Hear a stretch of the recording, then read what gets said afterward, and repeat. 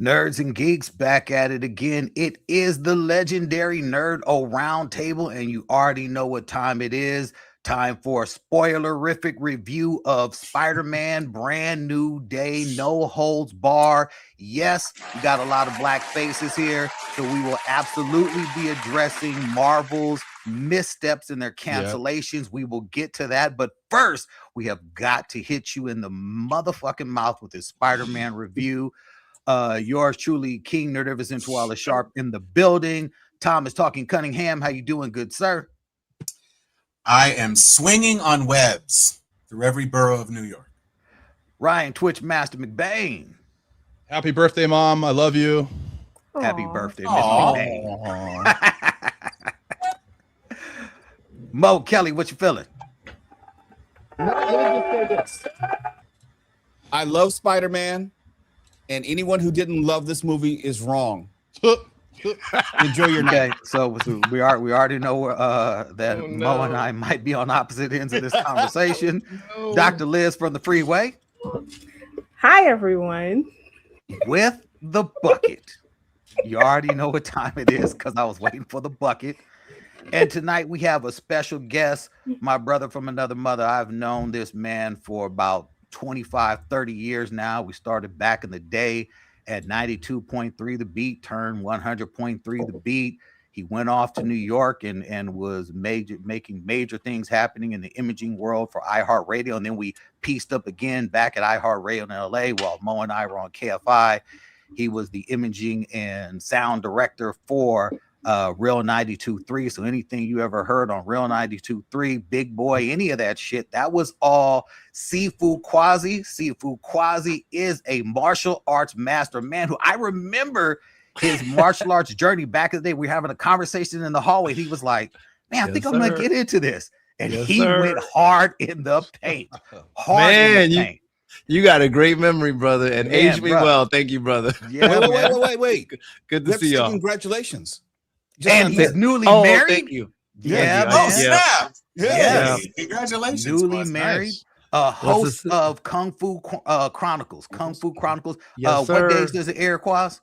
Well, we basically just do videos that drop every week with new interviews and different segments and stuff like that. So you can check us out. Masterful conversations with some of the most revered martial artists known to man, whether it be on television, film, or just grandmasters and Sifus in their own right. Kung Fu Chronicles is a masterful podcast, and I absolutely love watching it. So make sure you check out Kung Fu Chronicles. And Quasi is also a fellow nerd. He has joined Mo and I downstairs in the KFI hallways with some serious drag out superhero eargasm battles. It's been wild. And he is joining us for this Spider-Man Brand New Day cast. And I will be quite possibly maybe one of the only dissenting voices in saying this is a great Spider-Man movie. Everything having to do with Spider-Man was phenomenal. This is one of the best showings we've ever seen of Spider-Man. Even the web swinging, it was dizzying. I felt I was in the air with him. Right. Unfortunately, and something that I had said from the beginning is that this film, because of the trailers, looks like it is a bit Sony-fied, and it was. It was Sony-fied in that Sony has no interest in keeping up with anything having to do with the MCU or anything we know. And that is why you shoehorn in several of the characters that we had no need for in this film. The Hand did not need to be in this film, didn't need to be a focus of this film. And everything we know about the Hand was betrayed. The Incredible Hulk, not really necessary. And Jean Grey, spoiler, that is who Homegirl is. Jean Grey did not have to be in this fucking movie at all. That is a humongous problem in this movie and this story. I do have questions, but so wait, Quasi, because literally everything he just said was absolutely wrong. So here's the challenge. Okay, first of all, you can't think that Sony wanted Hulk to be in this movie. There's a misconception that just because Sony pays for it and Sony gets to distribute it, Sony has no story control. Yeah. This was a Marvel movie. And there were reasons for each of these people, these characters that you just disparaged, to be included. So let's take the first one. Okay, the hand. The hand was not central. They were not a central piece of this story. Okay, what the hand was there to do was, in the third act battle at Damage Control, be cooler than Stormtroopers. Stormtroopers can't fuck with Spider-Man. But still, no. But hold on. You don't have. What's another magical ninja group that could possibly be in combat with Spider-Man? Tom, you did not have to have a magical ninja group in this film in a storyline where this hand is taken from the exact same Daredevil storyline. They are not, as we were told in this film, a bunch of unruly teens that just needed guidance. That is a betrayal of the story of the hand. Hold on. Metzger is not a reliable actor. Metzger is an asshole. Yeah, but how do you justify his description of the hand? I know what his description was. He also said that Sarah was his partner who got killed, who just died previously. Everything that Metzger was saying, the fact that they were trying to abuse Jean Grey, every other aspect of what they were trying to do was a lie. He was presenting as good guys. If you know the comic books, everybody knows that Metzger is an absolute asshole. No, and Metzger goes after who? Dickhead. Anti-mutant dickhead. Absolutely. And so what he said that was true was that he was marshaling forces to be under his control. He didn't say they were under his control. He said we just bent them to be, redirected their energy. That was bullshit. That was him convincing Peter Parker that he's not an asshole. And ultimately, at the end of the day, if you thought, but Tom, to say that you can actually do that with the hand is a betrayal. The hand isn't coming to work for some government organization. They're also not walking around in their ninja outfits. Is it the whole hand? We saw, or is it pieces of the hand? Because just like Elektra broke out of the free influence of the hand, all I'm saying is, Tom, get it out so we can then respond. So we can move on. Hold on. Then, as far as Jean Grey not needing to be in this movie, explain to me how you get MJ to kiss Peter Parker without a person controlling her, because she did not know who Peter was. And that moment, there are several. I will tell you why. Go ahead.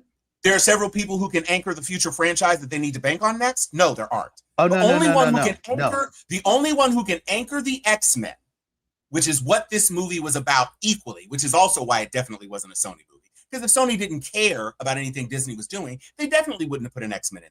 But Feige cared, and Feige wanted another New York-based character who has psychic powers and who also is a cornerstone of the next major direction of the entire MCU to be in this picture to springboard them, because she is going to be either in Doomsday or Secret Wars. And we know we're getting Storm in Black Panther 3. And we've already announced who the casting is for Beast, and they just announced that none of that stuff is factual, because it hasn't been confirmed. So let's not go off of it. Let's just go with the one that we have. We know we have Jean Grey, which is a problem. We know we have Jean Grey. You know Jean Grey is a problem. You know she isn't a problem. It's a problem to throw her in this film right now and then put her on a bus to La La Land in the end of the film with no clear direction. She's not going to La La Land. She's going to Westchester. Not what you think.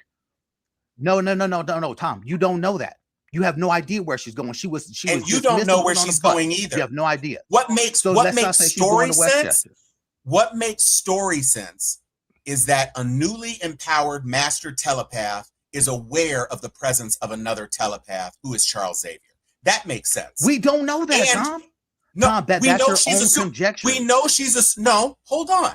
I'm saying what makes story sense. We haven't seen the first X-Men movie, right? But if mutants exist on this planet, on the 616 MCU planet, Charles Xavier is older. He's always been older than the students he recruited. Okay?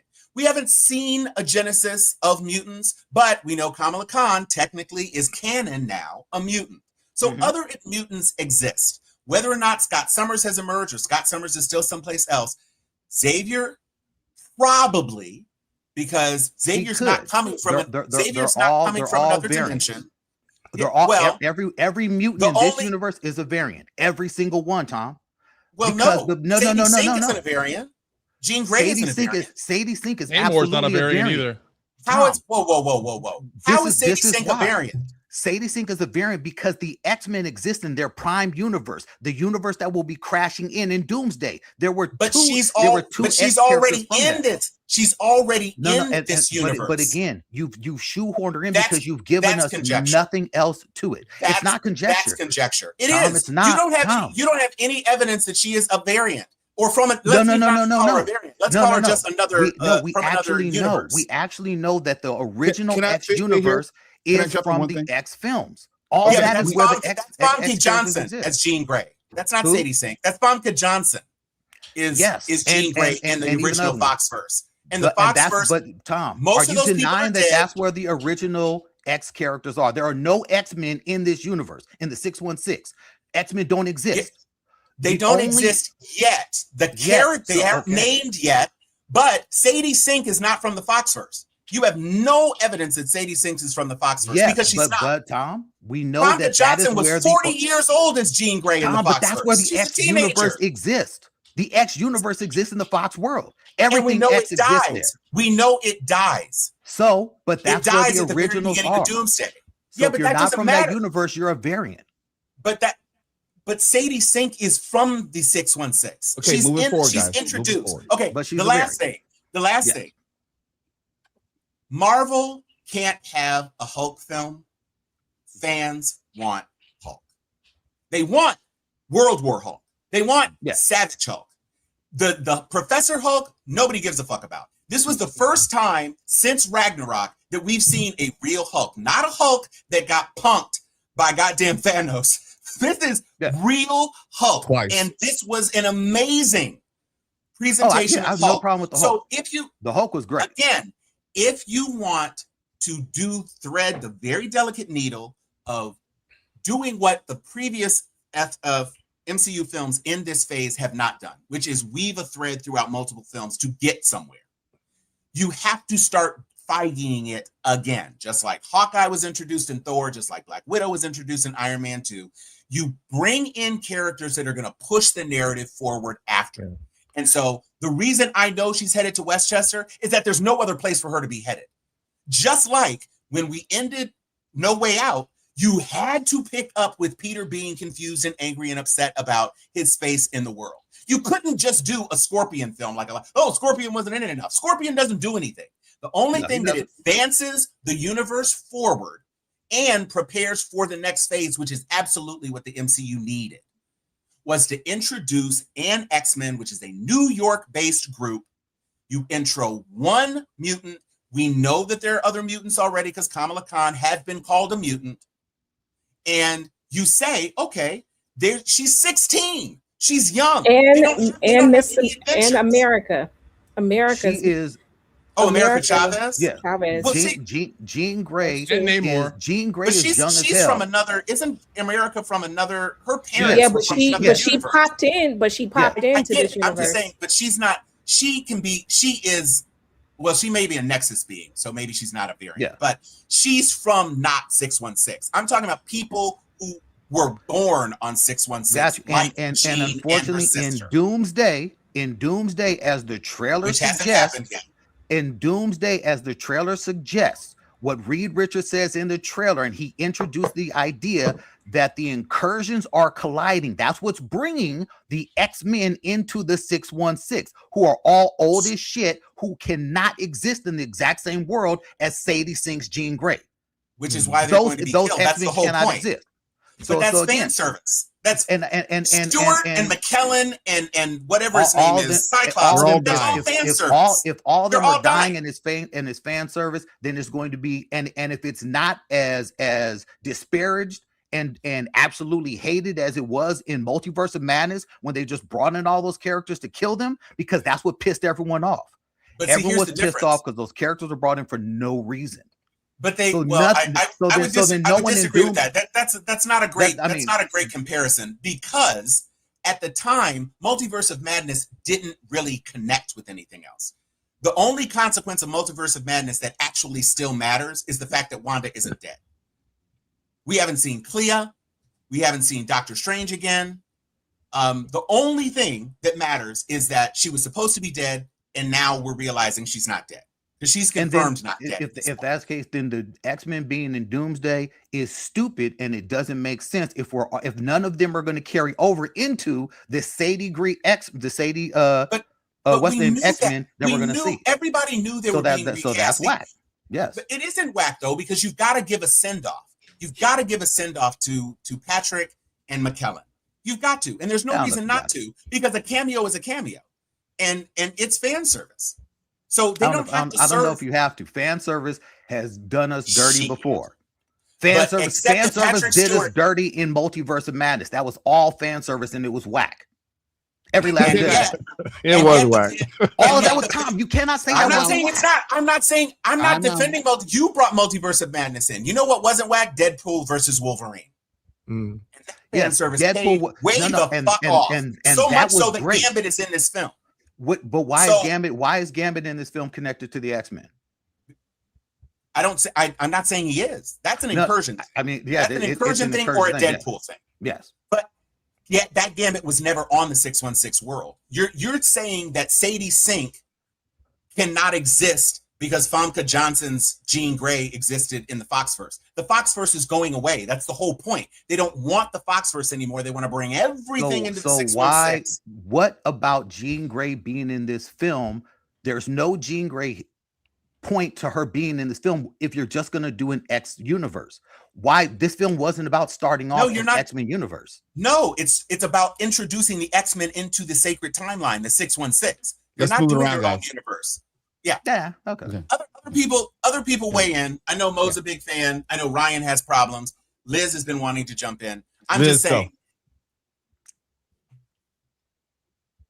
You're muted. So I disagree when it comes to the hand. I think that the hand was absolutely necessary, because how do you say that Spider-Man has eliminated all of the crime and the biggest crime syndicate was the hand? And so to have the hand under control kind of highlights the fact that you were allowing that Spider-Man was able to solve all of crime's problems. I think my gripe is not the fact that the hand is, I love this movie, first of all, I just put that out there, but I think that the Daredevil being missing sucks. Yes. And you have the hand so prominently placed in the film with no Daredevil, that's a problem. If the hand becomes an issue in this film and you have no inclusion of Daredevil who could not stop them by himself, and Spider-Man somehow cleaned up the hand, an international organization, it wasn't the whole part of the hand. It was part of the hand. It wasn't the entire hand. Nobody ever said that. The hand doesn't roll with just 15 people, Tom. You know that. The hand is not I didn't mean to go down this road. I was just saying that I liked the fact that the hand, I didn't have a problem with the hand being there, but I'm just saying that Daredevil being missing sucked, especially since we saw Daredevil last movie. No, you saw Matt Murdock. You saw Matt Murdock. You didn't see Daredevil. And that's important, because that's true. We want to come back. There's a big distinction. Okay. In the words of Peter Parker, he's both. But he's also in jail. In the words of the mayor of New York and the governor. He's in jail. And the mayor of New York. Well, really quick, do we know the timelines match with the Daredevil series? It's 4 years after. I get that. Brand New Day. Right. What we don't know absolutely, except that we know that the mayor of New York is the person who inherited the title from Fisk. We don't know when he gets the key to the city in the overall montage. We don't know if it's 2 years or if it's 3 years. It was before Ned said it's our last year at MIT. That's what we know. It was before then. But whether or not Daredevil going to jail happens 3 years into the events of Brand New Day montage, we don't really know. It hasn't been reconciled. But what we do know is that it's after Daredevil season 2, Born Again season 2. Can I interject something? I think we are doing ourselves a disservice if we do not acknowledge that there is a corporate aspect to this, where it is a Sony movie first and foremost, which means that how it's going to be marketed, how the story is going to be told, even though it's an MCU movie, Sony is still pulling the lever on the final cut. And we know that Sony does not play nice with Marvel Productions. We know that, or at least in my showing, tell me if I'm wrong, they did not show the Avengers Doomsday trailer. They did not. They were not Yeah, trying they to didn't. promote And anything. never they did. did not say he'll return in anything related to the MCU. He'll just be That's back. right. They showed the first one, not the Eventually. new one. They showed Oh, I what? didn't see any. Oh, I didn't They didn't see show, it. they Yeah. didn't show it at all. Yeah, in my I showing, didn't they see showed the any at first all. one. No, they But were. I was in the theater 30 I minutes saw before nothing showtime.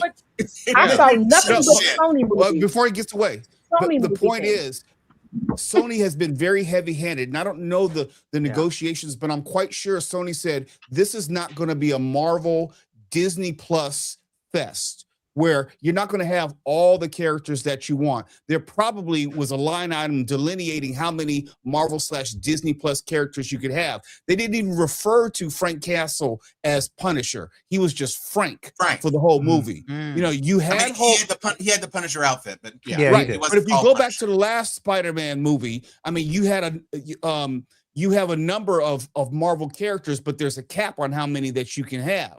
They were not going to allow you to have Hulk, Daredevil, and Punisher when it's a Sony vehicle, which is about promoting Sony characters. That's why I think you got the montage, because Scorpion goes back to the Sony Homecoming, Spider-Man Homecoming. And so I believe that there's this jostling and negotiation where we'll give you Frank Castle /Punisher, but you're not getting Daredevil /Matt Murdock. That's all.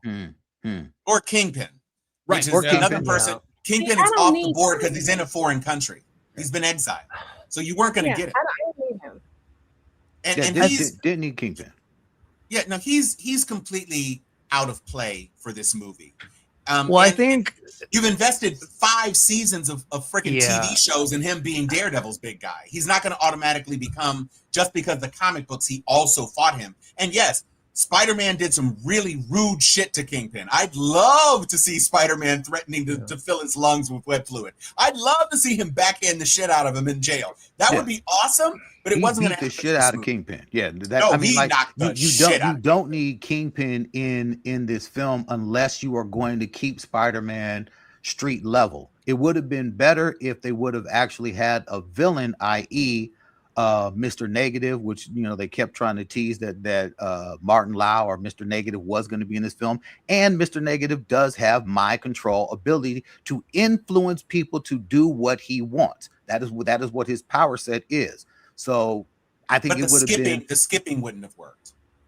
And that was no. Yeah, the skipping definitely would work unless they were going to alter people's powers, which they altered Jean Grey's powers because her powers would have manifested as at a teenager, and she wouldn't have still been skipping, into her, late teens, early 20s. She would have already been there. No, she's young though. She is young. She's not. I mean, Sadie Sink is in her early 20s, I think, but Jean Grey, 22. I think, is a teenager. We didn't get an age on her.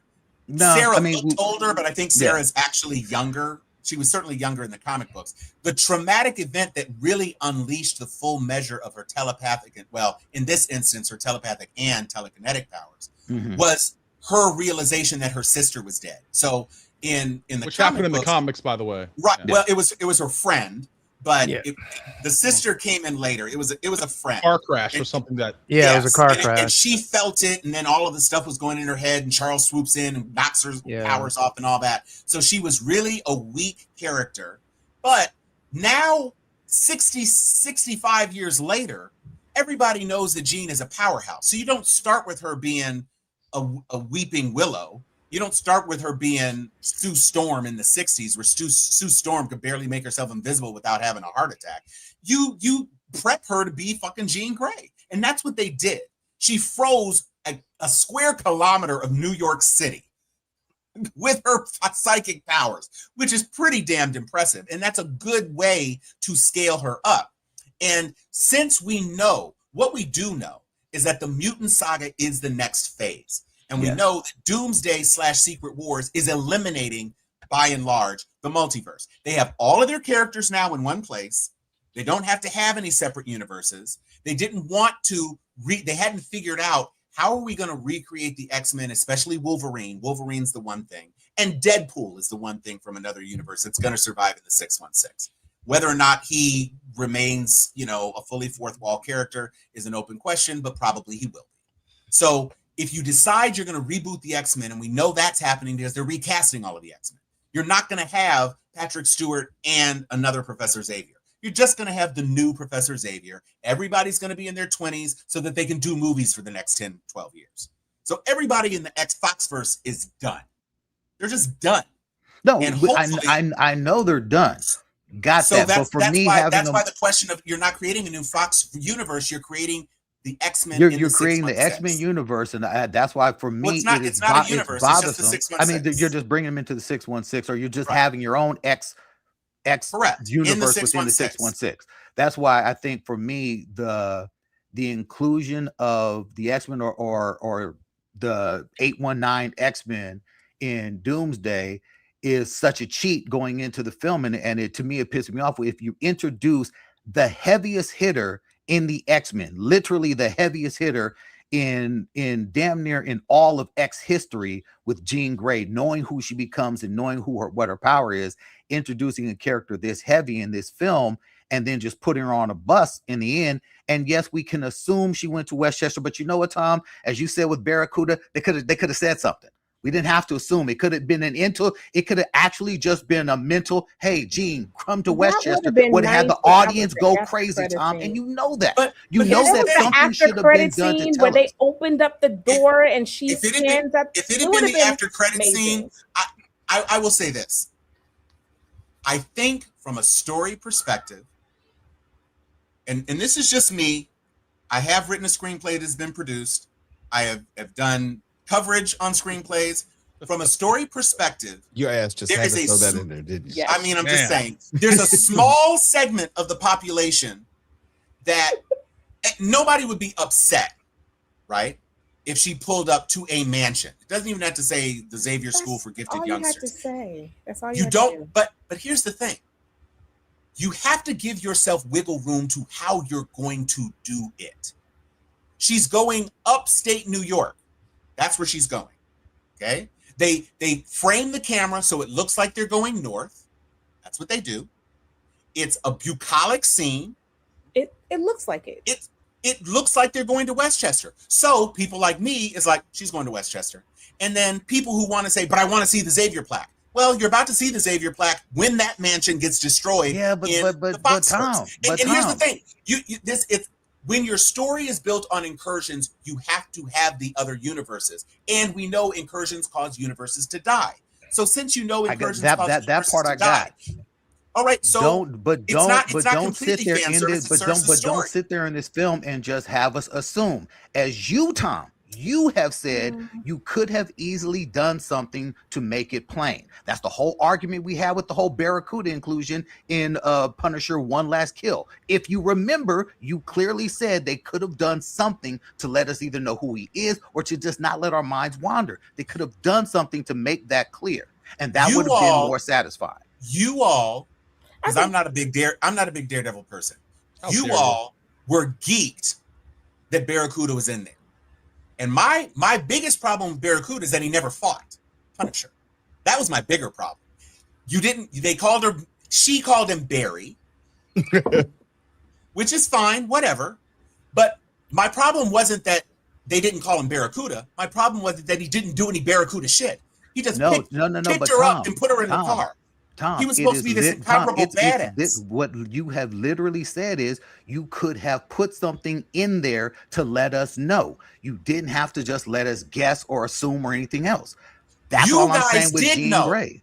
You guys did know. Yes, and you said for the audience and everyone else, you could have just put something in there so that we know. It could have been a bald dude in a chair who just goes, I felt that psychotic move. Calling him Barracuda to a non-Daredevil fan doesn't mean anything. It doesn't mean anything other than he's Barry. The problem that I had was that Punisher. The problem I had was that Barracuda was supposed to be Jack Reacher and as a bald black man.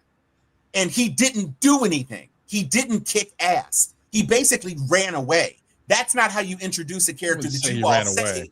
Yeah, he remember. He put her in a fucking car and drove away. He wasn't- you know- you make it you seem know- like he was scared or something. My No, overall I didn't thing say about that. I this said he movie- ran away. I I didn't think say he my was scared. overall And by the thing way, about this- he He drove didn't even away, throw a yeah. punch. So how the fuck are we supposed to know? Okay, That's a very big Hold on, difference Tom. in None of Jean this Grey matters. being explicitly named on camera. Hold on, Tom. And I you could think have that had this something whole in there movie- to just have that whole psychic blast reach. If you just would have had a bald head, just put fingers to the head from behind, something that's so that the creepy. audience can go, "Oh shit," versus putting her on a bus and just, yeah, she's going upstate. But I think that we don't know. the bus. I would have liked the mansion, but I can live without it. But you know, my whole gripe.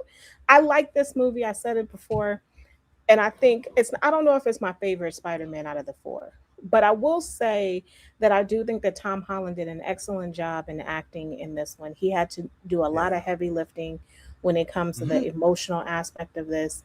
You have seen him grow as a character from the first one in Homecoming to this, which you now see him as a full-grown man. I think the reason why I may like Homecoming the most in general is because these movies have gotten so heavy when it comes to interlocking all these other aspects of the movie. Even though I know people enjoyed it who are not possibly who haven't watched Daredevil. Like I even, my daughter loved it, but she's never seen anything with Daredevil.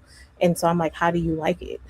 But I mean, it's gotten so interconnected, so much so to the point that there's a lot of inward fan service that this kind of produces, like you guys were just debating over the mansion or not the mansion. Yeah, it's an interplug for people who know, but for people who are just on the skirts of the outside, there's a lot of stuff they missed because they just really, there's a different level of enjoying it. I'm not saying that that's a negative per se, but I do appreciate watching a movie for watching the movie and enjoying it just to enjoy it without having to do this heavy. Now, this is a different level of heavy intersectionality, in my opinion, than some of these other movies. But I do think that there is a lot, because it's a lot of street level. And so to me, it also lends to, gosh dang it, I would have liked more street level. Just because, and I know that Mo, I understand Mo's perspective, and he's right on the business scene. But gosh darn it, there are things that I would have loved that are missing, just like the different characters that are missing. And it's only because you introduce all these other elements that lets me know that he's fully aware that all these other people exist, but I can't see him. It would have been a lot more fun, I think, as a Spider-Man film. For me, this all of my critiques of this film do not take away from the fact that I still think that this was the best of the Spider-Man movies with Tom Holland.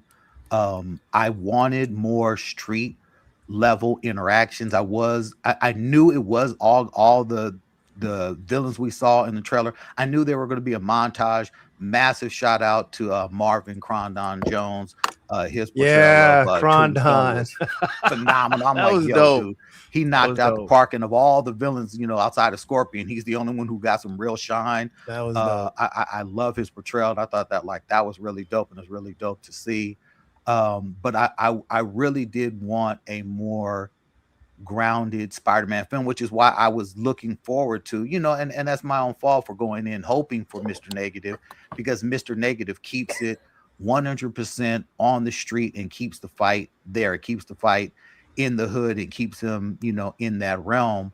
I like the inclusion of Bruce Banner, and I love seeing when he hulked out and he looked up and was like, I didn't know you could get that big. I was cheering. I was like, this is Savage Hulk. That shit was great. I just wanted more street level shit. Yeah. I was like, oh my God. That was a dope surprise. Can I ask you guys real quick? Just real quick. I want to turn it over to you, Quasi, because you had 11 questions, and I'm sorry we went. No. I just want to ask real quick, because while you guys are in the mix of this, are characters actually missing, or doesn't it come to after a point? It's a budgetary thing, because how do you get as much as you want to see Daredevil, Kingpin, Vincent D'Onofrio may not be available, and then he's got a price tag, and then the guy who plays Daredevil is not available, he's got a price tag, and we want to see Luke Cage is available. Well, okay, sure, but I'm Damn just right. saying of people that you would want to Show's see that makes canceled. sense. To me, the biggest the omission He has a is new show. you don't have the Daredevil with that. We have the Hand and no Daredevil. So, but again, I'm I'm just asking, you know, and you guys probably would know more. Is like It's is a after contract point, thing. yeah. To most point, they have no. And that's business what I'm helping out saying. So Marvel. they work around it by like, we want these characters, but some aren't available, and it's a budget. Okay. You're gonna But it's spend- also it's also a story thing, though. Okay. That's fair. The best You way I can throw- describe it is this. I'm sorry, Tom. The best way I can No, go ahead. describe it is this. Marvel and Sony, they're fuck buddies. That's what they are. They're friends with benefits. One doesn't really want to help out the other, but they need each other. yeah. It's that simple. So, but it's important to say that fan service is Easter eggs. Fan service is throwing in things to make people happy. If you have a major character like Night Nurse shot a scene, they cut it. Night Nurse certainly wasn't somebody that Sony probably cared about. It could have been because maybe she's associated with Kingpin or whatever, but Night Nurse would have been a nice little piece of service because she's street level and she's connective tissue. But none of these things that you all seem to be asking for would have served the story. They all would have been about, oh, it's nice to see this person on screen. The story was about two things. Peter Parker finding his place without Tony Stark. This is the first time we saw him Right. before he met Tony in a regular ass suit. Yeah. No extra gadgets. Okay. So the story was about Peter Parker Well, reestablishing. a few gadgets. Well, Not a he lot. had the Yeah, thing, but he had, the you know, the web shooters are his though. But he still And had the AI that Tony But he no, inherited. You know what I that mean? wasn't the same AI. But you know what I'm saying. He still had Right, some stuff. But I get your point. We're given to believe that's not Edith, that's Evie. He made his own AI that he was using with his little guy. Anyway, With no job. Right, no, keep going. No money. well, like I said, go web me. He's getting go web me donations. Okay, So, apparently. but the point is, Peter reestablishing himself in his world without MJ, but missing MJ. Yeah. That's story point one. That is the whole point of this movie. And then story point two is basically him evolving so we can have organic webs and be stronger. That's the undercurrent. Those two things are what this whole movie was about. Every single thing, the inclusion of every quote unquote side character. You had having a raging Hulk, having him need to use something that inhibits, and he decides he needs to be inhibited. Bruce Banner is a genius level biological, radiation expert. And he's So it's- alive. And who? He's alive. Like you can't Right, have exactly. Tony because he's dead. Correct. And so Oh. you have the other scientific genius Yeah. who is not the Hulk anymore. He's just the inhibited guy. Every person in this story helped to advance the story. Just saying, oh, I would have loved to have seen this person. Okay, great. But Tarantula, Tombstone, Ramrod, Scorpion, all of them, Scorpion served two purposes because Scorpion was a montage guy, but then Scorpion also got possessed by Jean. And so we got to see more of Scorpion. Scorpion and Tombstone, those are people you will probably see in future movies. Okay. Especially if Sony decides they can try to pimp Scorpion into his own little anti-hero bullshit. hope Please don't. Please fuck it up. Please. Please fuck it up so that he has to come back to Spider-Man. But the point is that just putting fan service and wanting fan service to be a focal point of plot doesn't move the story. You got to Right. start with the story and then fill in the blanks. The story I did like not to see suffer by not having I Kingpin. didn't think say anyone that it saying was that, suffer. Tom. I None of didn't us say are it saying was that we're knocking the movie. We're not. We all like the movie. We're just saying it would have been nice. That's all we're I mean, saying. Tuala's kind of shitting on it. After that's his fine. No, movie. I'm not I've 12's I've defecating. actually wiped my ass with a lot of the See? ideas that I Top of didn't the like. squat. But I know I'm not in the writing room. I definitely dug a hole in the ground and shat Okay. as they do in certain parts of Asia into the hole of these ideas that I didn't like. But if you start a story where Spider-Man is fighting crime and he's cleaning up crime, you could have had a major Marvel crime figure from the Spider-Man universe for him to face off against that would have been a bigger challenge that has been a big challenge for Spider-Man.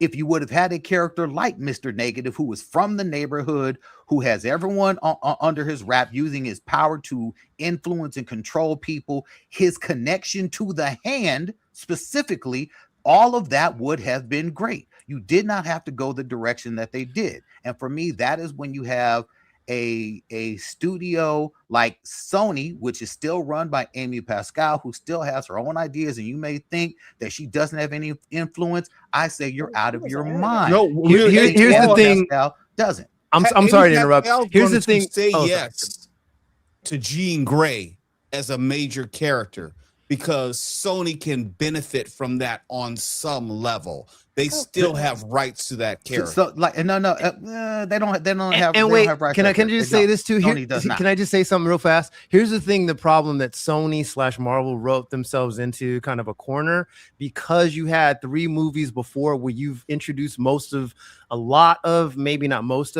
Spider-Man's rogue gallery. You already had the Vulture, you already had Doc Ock, even though it's different Earths, you've already had the Goblin. So, like you're saying, Tawala, it would have been nice to see another, Spider-Man villain in it, but you kind of almost shot your load with all these previous movies. So now it would be redundant to see like the Goblin, Mr. Negative, cool, but you know what I mean? Not many people know who that is. You need a marquee villain in these films. Let's be honest, to draw the crowd. You needed a marquee villain, and if they're going to do more Spider-Man movies, and even Tom Holland himself he has recently come out to say that him and Marvel, when they sat down under this new contract, they have written it so that he has a graceful exit from the franchise, and he would like to see the baton pass to someone else. That doesn't necessarily mean Miles Morales, even though yes, that's who we would all like to see. It could be Spider-Gwen. It could be a bunch of different character that he wants to pass the franchise to. But for a Spider-Man movie, if you have 3 movies in line, what you should have done with this film to lead us in a direction of Spider-Man, not X-Men, Spider-Man, because in the end of this film, he's still Spider-Man. He's getting back out and he's like, you know what? I'm going to be Spider-Man. You should have already started building up your Sinister Six finale with Spider-Man. And in the way that he was able to pass the baton to Miles is when he had that final showdown, the Ultimate Universe, with the Sinister Six, falling at the hands of the Green Goblin, and that is when he passed the baton to Miles. What you should have done is done that. You should have led us in a direction that can have more of a Spider-Man story, not a Jean Grey story, nothing else. But again, can I get in here real quick? Yeah, go ahead. Sure. Okay. If you would have told me 20 years ago that we'd get a movie with Spider-Man, the Hulk, Punisher, and Jean Grey duking it out, I would have said you're out of your goddamn mind. We are all very lucky. Yes, I would have liked to have seen more stuff, but that's fine. It's just something that I would like to have seen. I'm not knocking the movie. I'm not bashing the movie for it, even though I like No Way Home more because I'm a sucker for nostalgia. This movie's great. I really like the movie. And this is coming from someone who doesn't give a damn about Spider-Man. I don't care. I never really cared about the character, but you got me emotionally interested. And beginning of the movie, I'm laying back in my recliner. I'm like, okay, yeah, I get it. Peter's going through some stuff. Yeah, I know life sucks. Yada, yada, yada. I felt that way until MJ and Peter on the rooftop. Peter kisses MJ, and he is that was horrible. Yeah. No, he's so happy. I felt that shit. He was so happy. Like finally, Peter's finally found some happiness. And then it finds out that Jean Grey is controlling MJ. So I went from my recliner, I went from this, leaning into the movie and going, you raggedy bitch. I was angry. That was I was fucking mad. You know what that is, McBain? I really didn't That's writing. That is story, and that is plot. My whole point. And that's the thing. And by the way, that's how you're supposed to feel, right? At some point, Tom Holland was talking about passing the torch. Last week, in an interview with a Hollywood Reporter, he said, I quote, "This has been the gift of my life, and I will do it for as long as they'll have me. So if this movie does good, I guess we'll see." It did $1 billion on the opening weekend. It's about to be $1 billion movie, guys. It's about to do $1 billion. It's going to be another $1 billion. Yeah. This is $2 $1 billion. billion. And by the way, sorry to interject, but this is going to answer the question of, is it about superhero fatigue? No, it's about good story. When it's a good writing. story, Yeah. people will go see it. Yes. I don't care Absolutely. about no superhero fatigue. When it's a crap Thank story, you. no one's gonna go watch Exactly. the movie. It's Supergirl. just that, Movie it's just fatigue. that That's simple. what it is. Write a good movie, people will go see the Yeah. fucking movie. Look, Two I more- saw let's this be shit clear. twice in one day. I'm Twice sorry, in one Ryan. day. I'm That's so the sorry, love Ryan. story. I did not care. I am the Because I'm like Liz, you're something's wrong heartless, with my Liz. Liz, emotional. you are heartless. You are heartless. Two more I Oh, was you didn't points. care about that Liz, part? you're Liz, Dr. you're Liz, you lying. didn't like that part? Two more Liz, points. you are They were More lying. points. trying their best Two- to get me to cry in No, this what is movie your or to be problem, Liz? emotional. No. And I was Liz, like, what? Okay, hold on. oh, Just two more poor points. baby. Let me get out of here. And Let then I me get drank out. my drink. Two Wait, things. can I tell you Go ahead, Nick. really quick? My Go ahead. wife, who's not a big superhero nerd, even she was like, man, that's just cruel. When like she's up on the roof with him and you think for a second that it's really MJ and then it's the mind fuck, it's not MJ. Just like Peter said, it's like, you're a monster if you knew how much I love this woman and what you did was so cruel. I thought I had her back and you took that from me. That's just No. cruel. I mean, even if No, you didn't what- cry, that's just, there's no way if you don't like, you just don't have a What heart was- if you don't feel what any was emotion. even what was even colder is when she I was said, so- "There's really nothing about you in Yes! In here Oh at my all. god! I was That- like, can no. I tell you Yeah. that's I the still part of it didn't where care. like the was writers like were you so talking about my on. They mama. just struck Like, so many man. chords with this that were just on No, point. that- Like that's some great Hold on, writing. hold on, Tom. Ryan. Yeah, thank you. Okay, so two more things. We're constantly asking ourselves, where's so-and-so?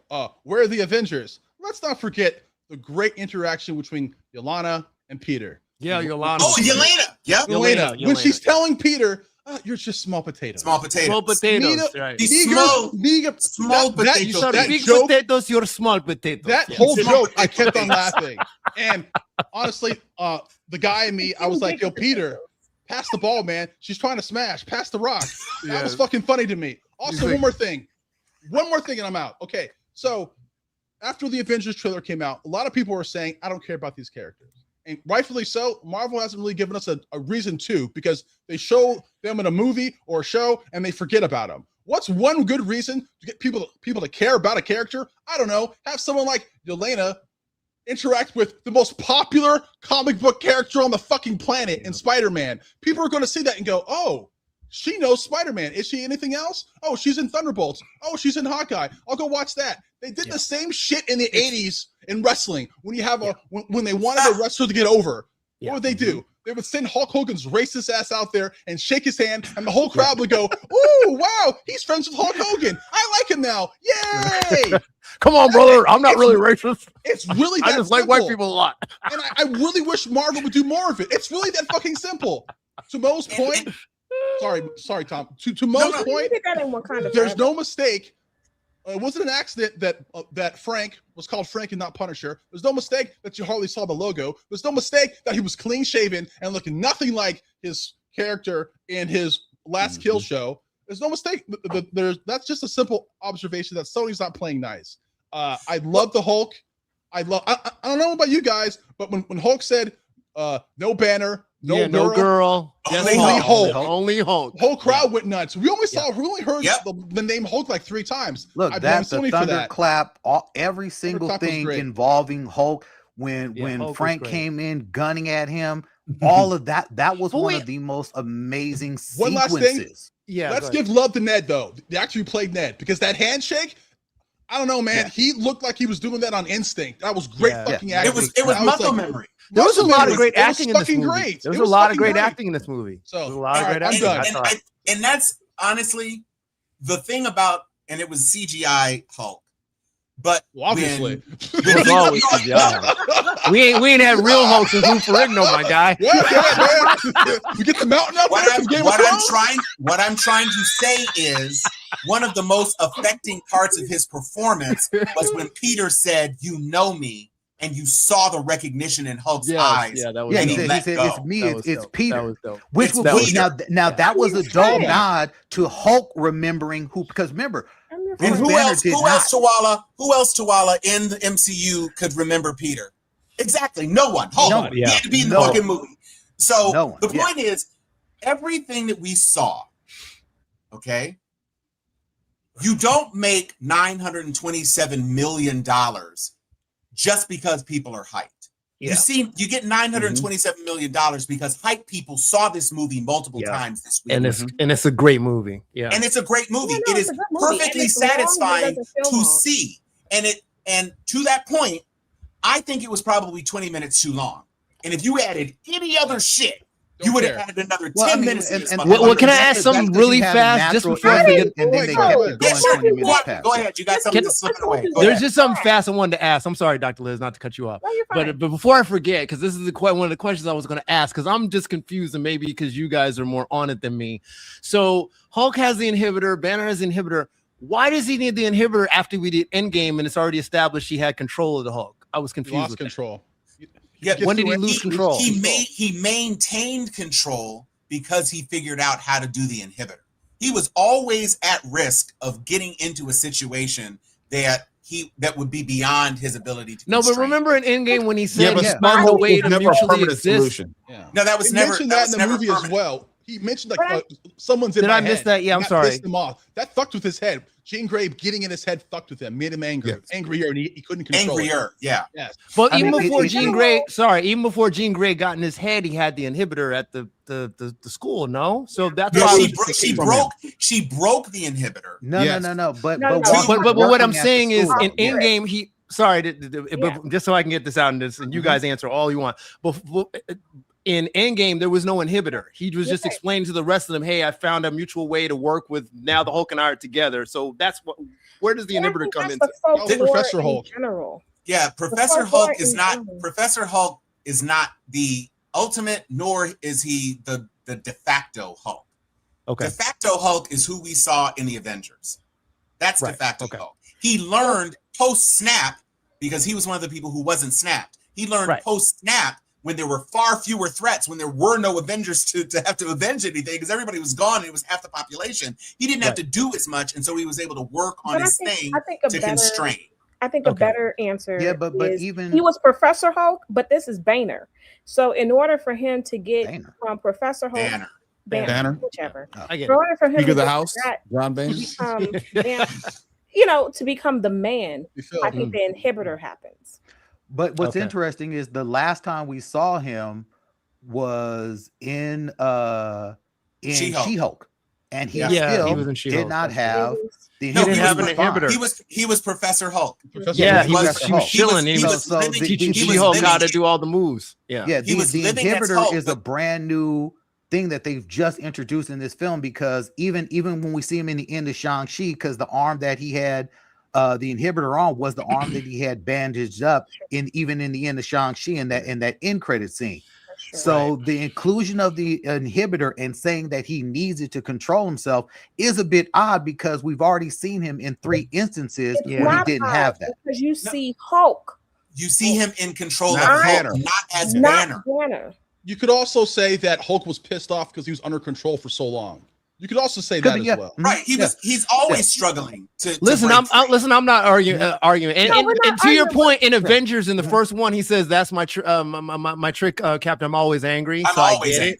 But I just wanted to, just for clarification, it was a little confusing to me. That's all. So and I think that is probably a rational reason, that because he was constantly being Professor Hulk and in that state, everything was good. But when he decided, okay, Hulk, I'm gonna go back to Banner, that could be the reason why they say, you know what, I'll do this to just stay Banner. No Hulk, period. I want to work at this school. He was teaching classes. Yeah. He couldn't risk hulking out in front of a which was funny, by the way. Students. To Tom's point, which was hilarious, by the way, because all his students wanted to know was about the Avengers.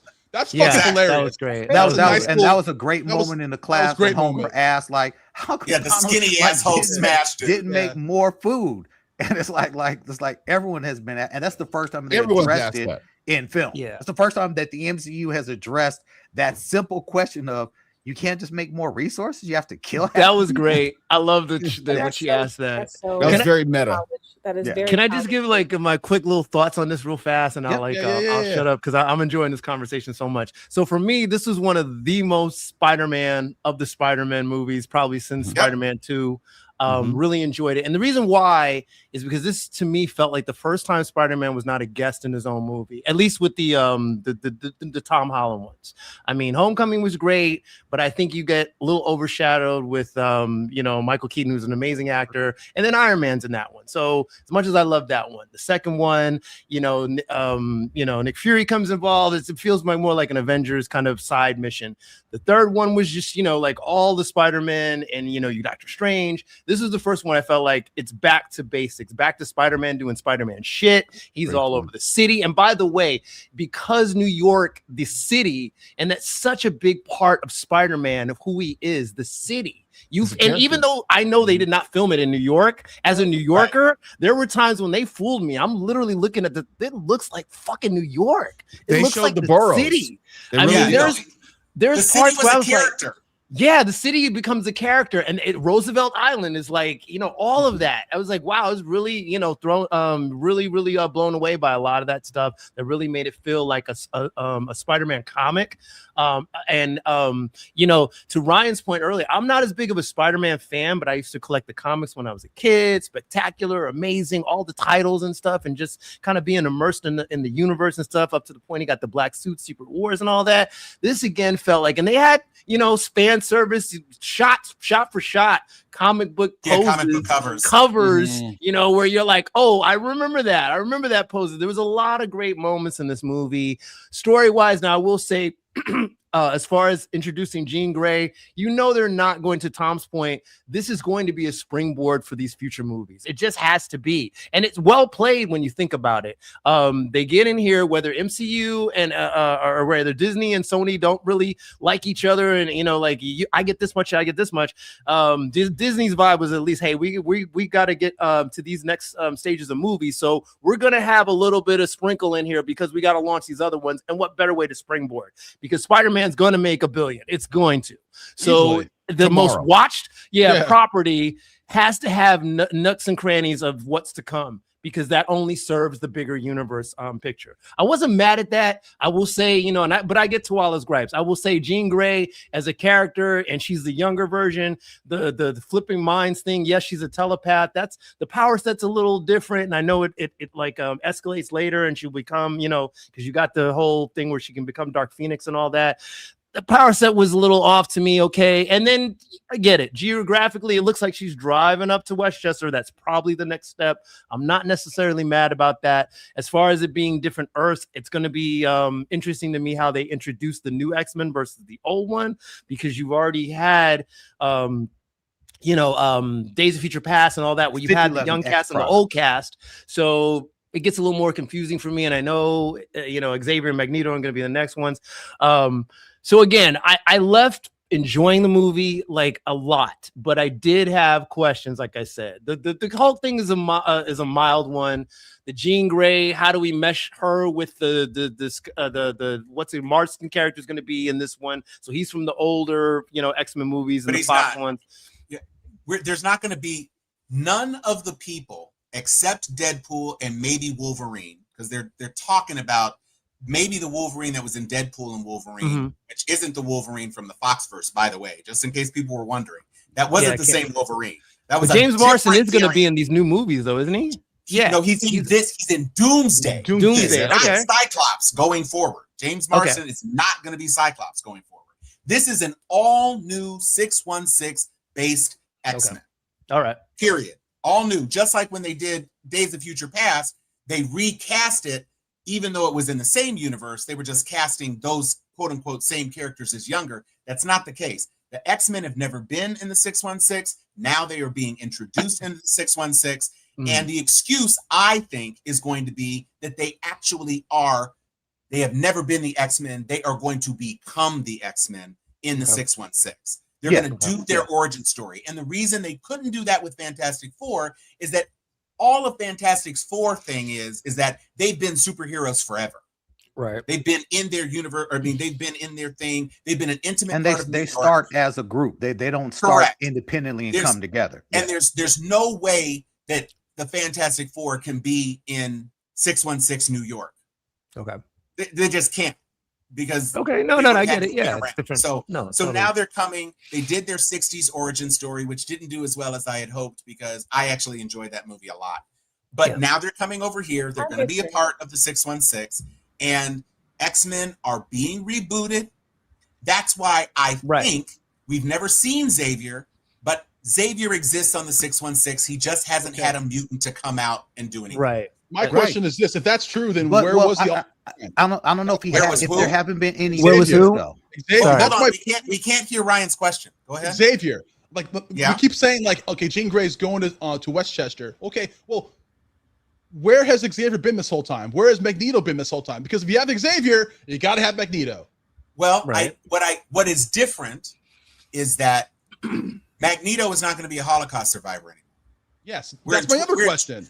Well, we're in 2026. Everybody is younger. This is Yeah. the beginning of Charles Xavier. He might be a Storm 9/11 isn't around yet. survivor. Right. Right. They'll, They're they'll going to be a different thing. redo the And origin. whether or not Magneto has even emerged, what they may do, because again, in the comic books, Magneto was de-aged to become Joseph.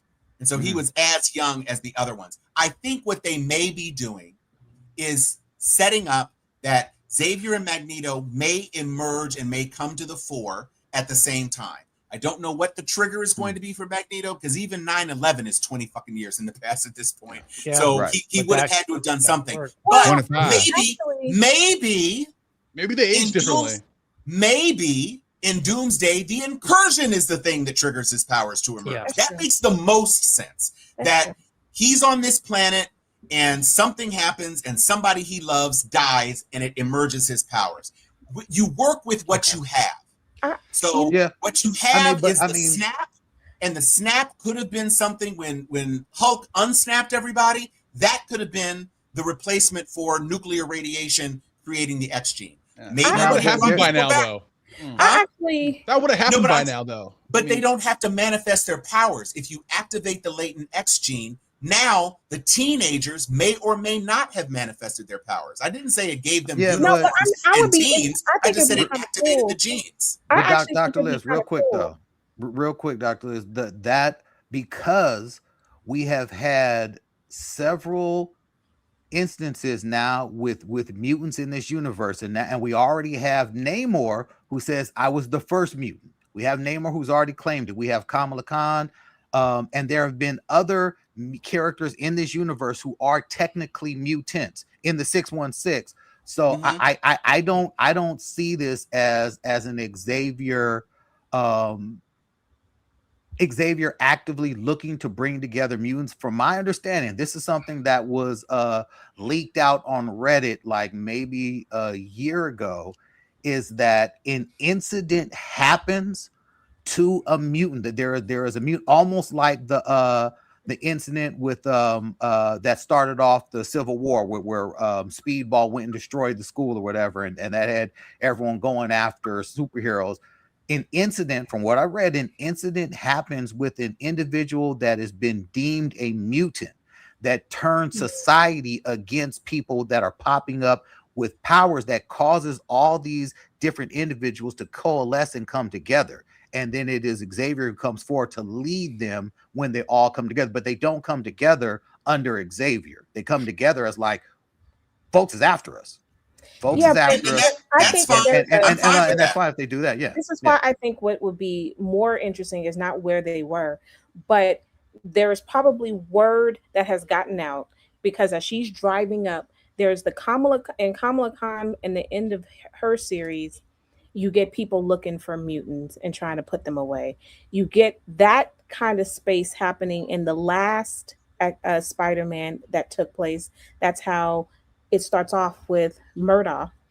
And then you have this one who's coming. This one, they overtly are talking about the fact that they're putting people who are mutants away. So it seems like there could be a refuge that is probably where they're kind of moving off, which is where we're getting to where you don't necessarily have to see Xavier or Magneto, but they're just finding a space for them to be not hunted. You mean the school is being built? The school being built. Yeah, Could be. Just I to be a think not hunted space. it could very well be a combination of a bunch of things. So Damage Control was kind of the big bad in Kamala Khan anyway. They were the people that were chasing her. Damage Control was chasing Wonder Man. And now Damage Control was trying to isolate Jean. So it may well be that it's a combination of things. So Tuala outlined one thing which would work perfectly well from a story structure perspective, and Liz has said another thing. Another thing that I think we're ignoring the elephant in the room, Jean Grey could have activated innumerable people. She fucking controlled a square kilometer of New York. And does anybody remember where Aurora Monroe was born? Westchester? She was born in Harlem. They moved back to Africa. Her I was mother say was she wasn't born in Africa. She was not. Yeah, Her mother was from Africa. The father was a photojournalist. She was born in New York City, and then they moved back to Cairo. Yeah, and that, And so that was a retro storytelling of Aurora's history. Yeah, because No, I thought but in the wait, beginning she hold was on. African, but I don't know. No, she is half African because her mother is No, African. but I'm saying where she was born. That I'm sorry. So she moved almost right away. I didn't say she grew up there.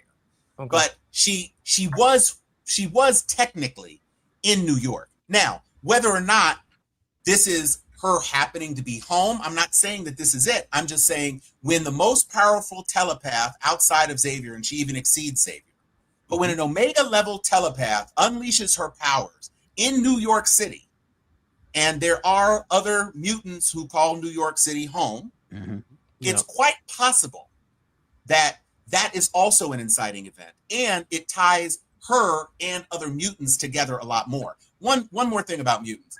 When Namor was introduced in the 40s, he really was perceived as more of a hybrid. He was a mix between one race and the other. Technically, he's a mutant, but they kind of decided to call him a mutant later because of the wings. The wings are the thing that make him a mutant.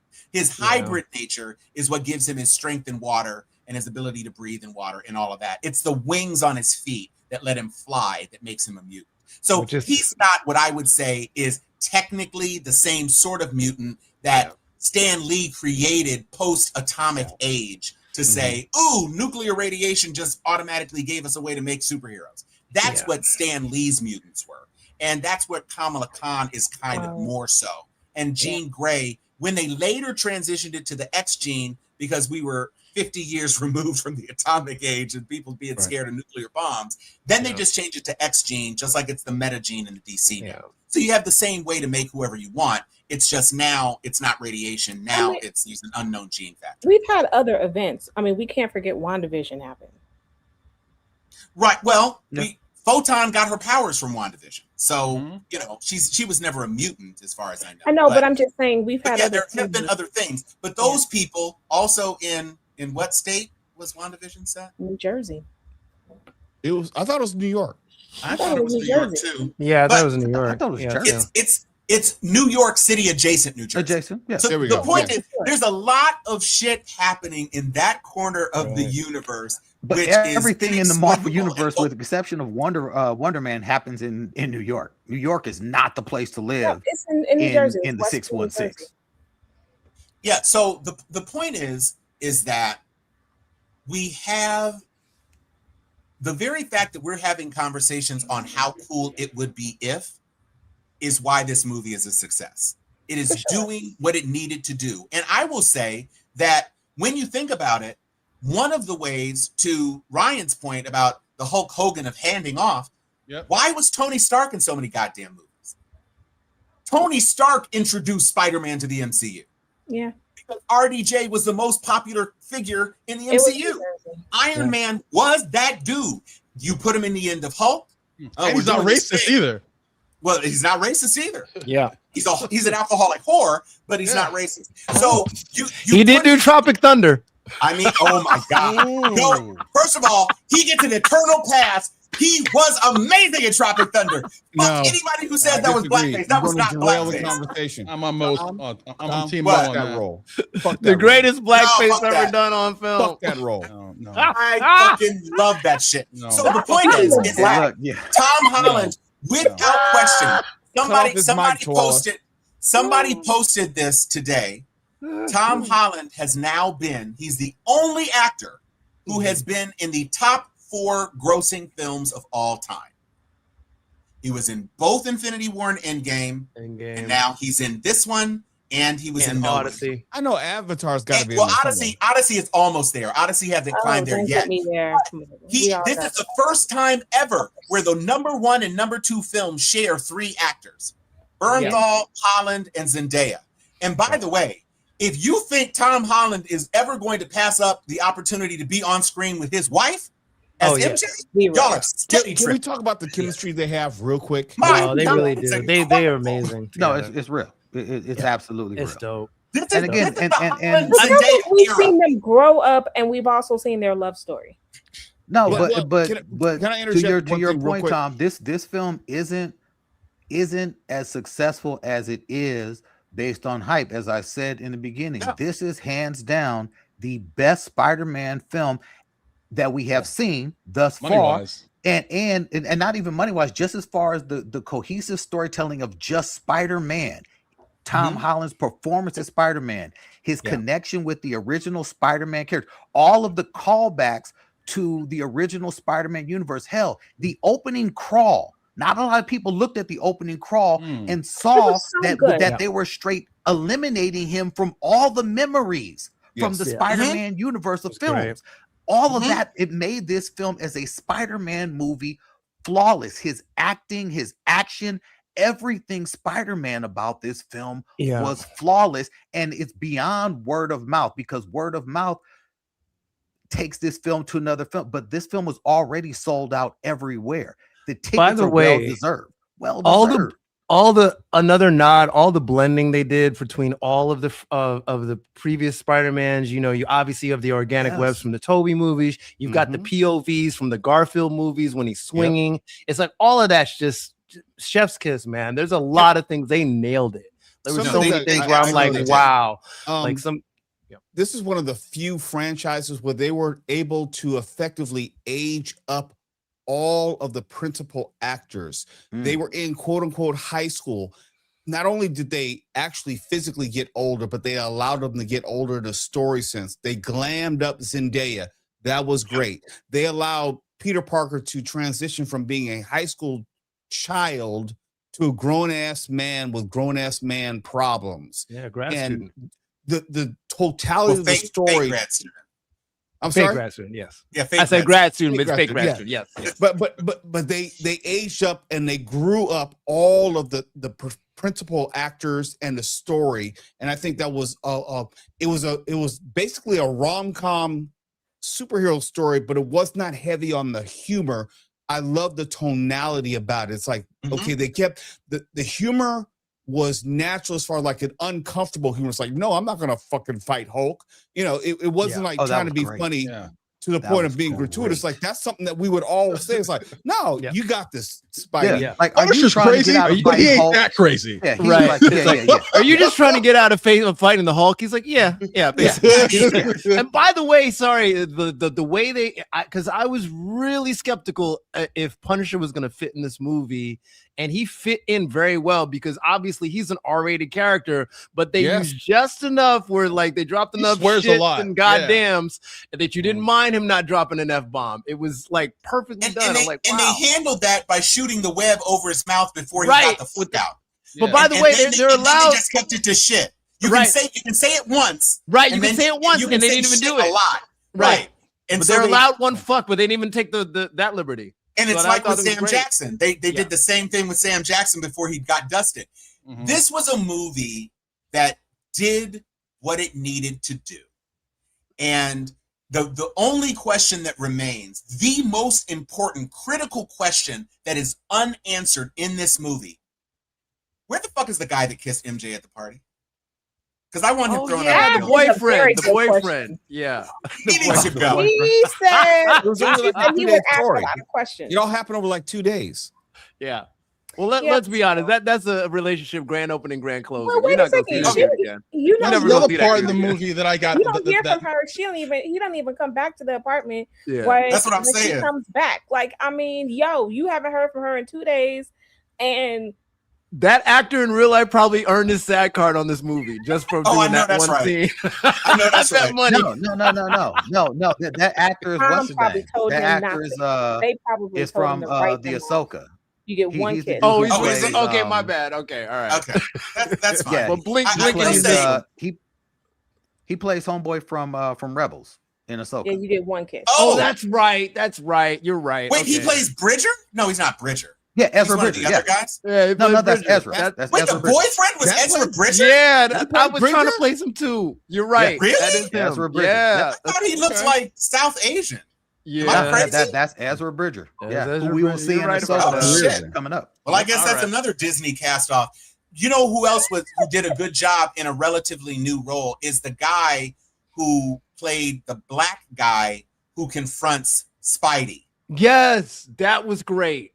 And that he's was not great. brand new, but he was, I think, the was largest non-major character scene Yeah. that shared a scene with Superman. He had a good 2 minutes with Spider-Man. Yeah, it was a lot. With dialogue, it was great. It was Yeah, dialogue. great dialogue. That was great dialogue. Yeah. I mean, I mean, this movie was very well written. It was one It of those was superhero movies. You don't say that often about a Listen. superhero movie, but this damn Nope. thing was well written. I'm like, It was man, very well written. it had some moments Absolutely. where I was like, Yeah. Jesus, this is good stuff. No, Now, I mean I will everything say- in this movie, as far as the plot and as far as the story, my issues with character involvement aside, the script for this film was flawless. The dialogue, the story, every single thing in it made sense, and everyone there was a point for everyone to be in it. That's not being argued. My issue is with specific use of characters, but that's neither here nor there. That doesn't detract from a film, which I think is probably because there's nothing else dropping this summer. Probably going to get closer to the 2 billion mark because Oh no, this is it's all gonna that's left. get This is close. all that's It's left. definitely It's making a billion. It's gonna get It's super definitely close. making a billion. I don't think I think anything significant is coming until. No, there literally isn't anything else. No, Yeah. yeah, no. The only thing this was missing Well, was Jafar Doomsday Jackson is as December, Michael. right? Isn't Doomsday December? Yeah, Doomsday is December. Yeah. There's Yeah, nothing. but I There's mean- nothing left in the summer. There's nothing Okay. big. The Yeah, end of nothing in Oak the Street summer. is coming out. The Ice Cream Man is coming out. There are no big films. It's going to be Spider-Man and Odyssey next week, and probably the next week too.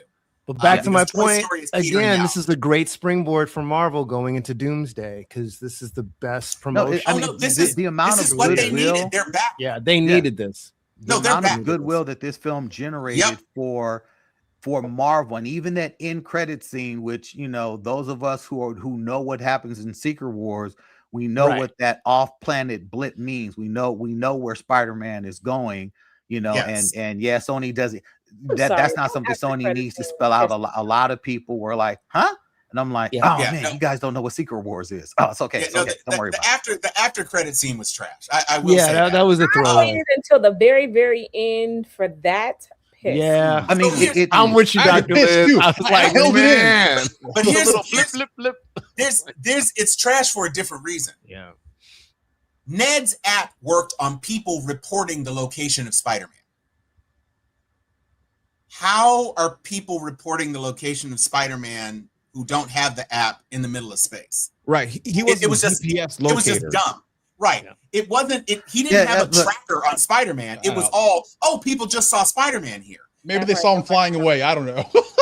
or if Elena has the app and she's like, "Oh, I found him. We're on Battle World." Who Listen, knows? Look, I to me is one of those like, okay, it was a No, it's stretch, but fine. it's still to let us It's know where fine. he's at. It don't It work was- that far away, man. What the fuck? No, it Now, I waited it was- for this piece of. It was just to let us know he's going to be in one of these two movies. That's the Yeah. only reason That's it was it, there. yeah. And that's fine. I Yeah. get it. You want him to be there. Somebody said, is Yelena an upgrade from Natasha as Black Widow? And No. I say yes, just for the accent alone. She's funnier. She's That's Russian, for for God's sake. That, Yeah. And Natasha No, never that's- even tried a Russian accent. Yes. She Well, she never did. even Well, tried. no, she did. And for all Iron of Man. the small potato, big potato, Russian, like we All totally of it. got. She It did was in very Iron well Man written. 2. And then she She let did- that go after Iron Man 2. But Yeah. it wasn't Yes. even. She wasn't dropped even that. a big See, you know thing. why? Because she couldn't do it well. She That's why they couldn't dropped do the it. shit. Iron Man 2, and She it wasn't was good like, at Russian oh, accent. rap. Scarlett Rachel Johansson Weisz couldn't did do it. it. Fucking the sheriff from Stranger Things did it. Yelena did. She But was the that's only person in also- the whole family who couldn't do that shit. That's also why they dropped the accent for Wanda after Avengers, because she couldn't do it convincingly. So they just dropped the accent. It was trash. After Ultron, it fair was like too. no more. Remember? That Same is- thing. That is true. Same But thing. also, when you saw Wanda in the comics, I never read her as having an accent. And when she was introduced as a mutant, an evil mutant, Wundagore hadn't happened yet. She wasn't even Magneto's daughter. Yeah, but at that she's point. from Explained it what, in Civil Romania, War. wherever the fuck she's from. So that's She's from you know. Sokovia. I get it. Sokovia. Sorry, yeah. There you go. And then she turned into a sitcom queen who Okay, watched right. American television. But- They established in that movie that she learned English from watching American sitcoms. Okay. So Yeah, I it's, get it's it. a dodge, but I But- buy it. But the real behind the scenes is she couldn't do the fucking accent. Okay, here's the thing. Here's the thing. Before all that, they Actress, explained it in Civil War. Natasha was teaching her how to be a spy, and part of being a spy is changing your accent and changing how you talk. In the very beginning of the movie, they're doing that. They are. But I'm saying in Black Widow, all of the widows received the same training, but Yelena Yeah. still sounds Russian. yeah. Rachel Weisz, who created it, I'm talking sounds about Russian. Wanda. I'm gonna give a fuck about No, Natasha. I understand. I understand. But they also explained that Wanda learned English from watching old sitcoms, which is Yeah. what the Yeah, which is setup why was for WandaVision. WandaVision. Yeah, Yeah. that was after. So- Yes.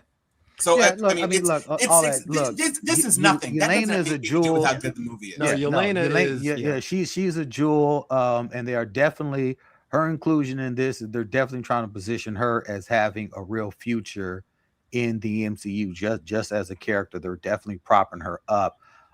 Real quick though, because we are at an hour 21, I just want to get a few minutes in on a conversation that has literally been set on fire within not just the nerd sphere, but just in general conversation with the announcement of the cancellation of Wonder Man season 2. Several individuals have put together that the MCU, Marvel specifically, has made significant moves to eliminate or not move forward with products and projects that are starring African American leads. Armor Wars is on the back burner somewhere. Ironheart Blade. is in limbo. Blade, Which is the yes. most significant, Blade. with Mahershala Ali coming out saying, "Hey, yo, man, don't Yeah, ask fuck me this, about I'm this done." shit no more." They had Yeah. $1 billion. They could, if they wanted to make the movie, they could, which is all very, very true. Very true. And I think the mishandling of these stories in this short amount of time, is what makes it look so weird. But if we're looking at it big picture, these are not the first series to be canceled. Marvel has introduced and announced several series that have never gotten off the ground. That is Yep. absolutely true. If we look at the fact that Marvel, as a film company, they have only released one film this year, and that's going to be Doomsday. Spider-Man Brand New Day is a Sony release. film. And of course the MCU is benefiting greatly from it, yes, but it is not a MCU film. Doomsday stars a cast that is heavily built up of people of color and women, and some of the leads, Sam Wilson, he is the leader of the Avengers. You have King M'Baku, you have Shuri, you have Falcon, who is Danny Ramirez, who's taking over that character.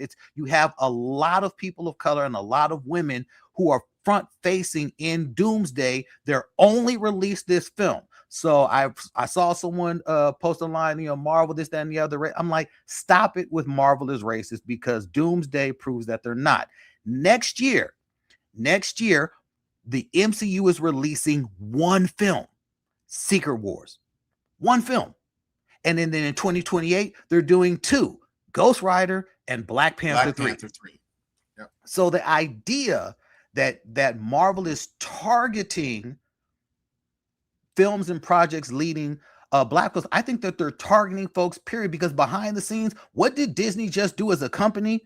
After the success of so many films, I'm talking Toy Story 5 and everything else, they just finished firing hundreds of people. hundreds upon thousands of people in their most recent round of layoffs. For all the money they be making, there are still several cuts behind the scenes. As a company and even as a theme park, they are still not hitting the points they need to make. Well, That's why they're they had making no all water. these Need They feels had like no a lot. water Yeah, at They Anaheim. want. They For- want, yes, what they For want. a So all whole I'm day saying is, at if we look Disneyland, they at it, had no water. if we Also- look at it objectively, is It's Marvel it's cooling off the targeting AI towers.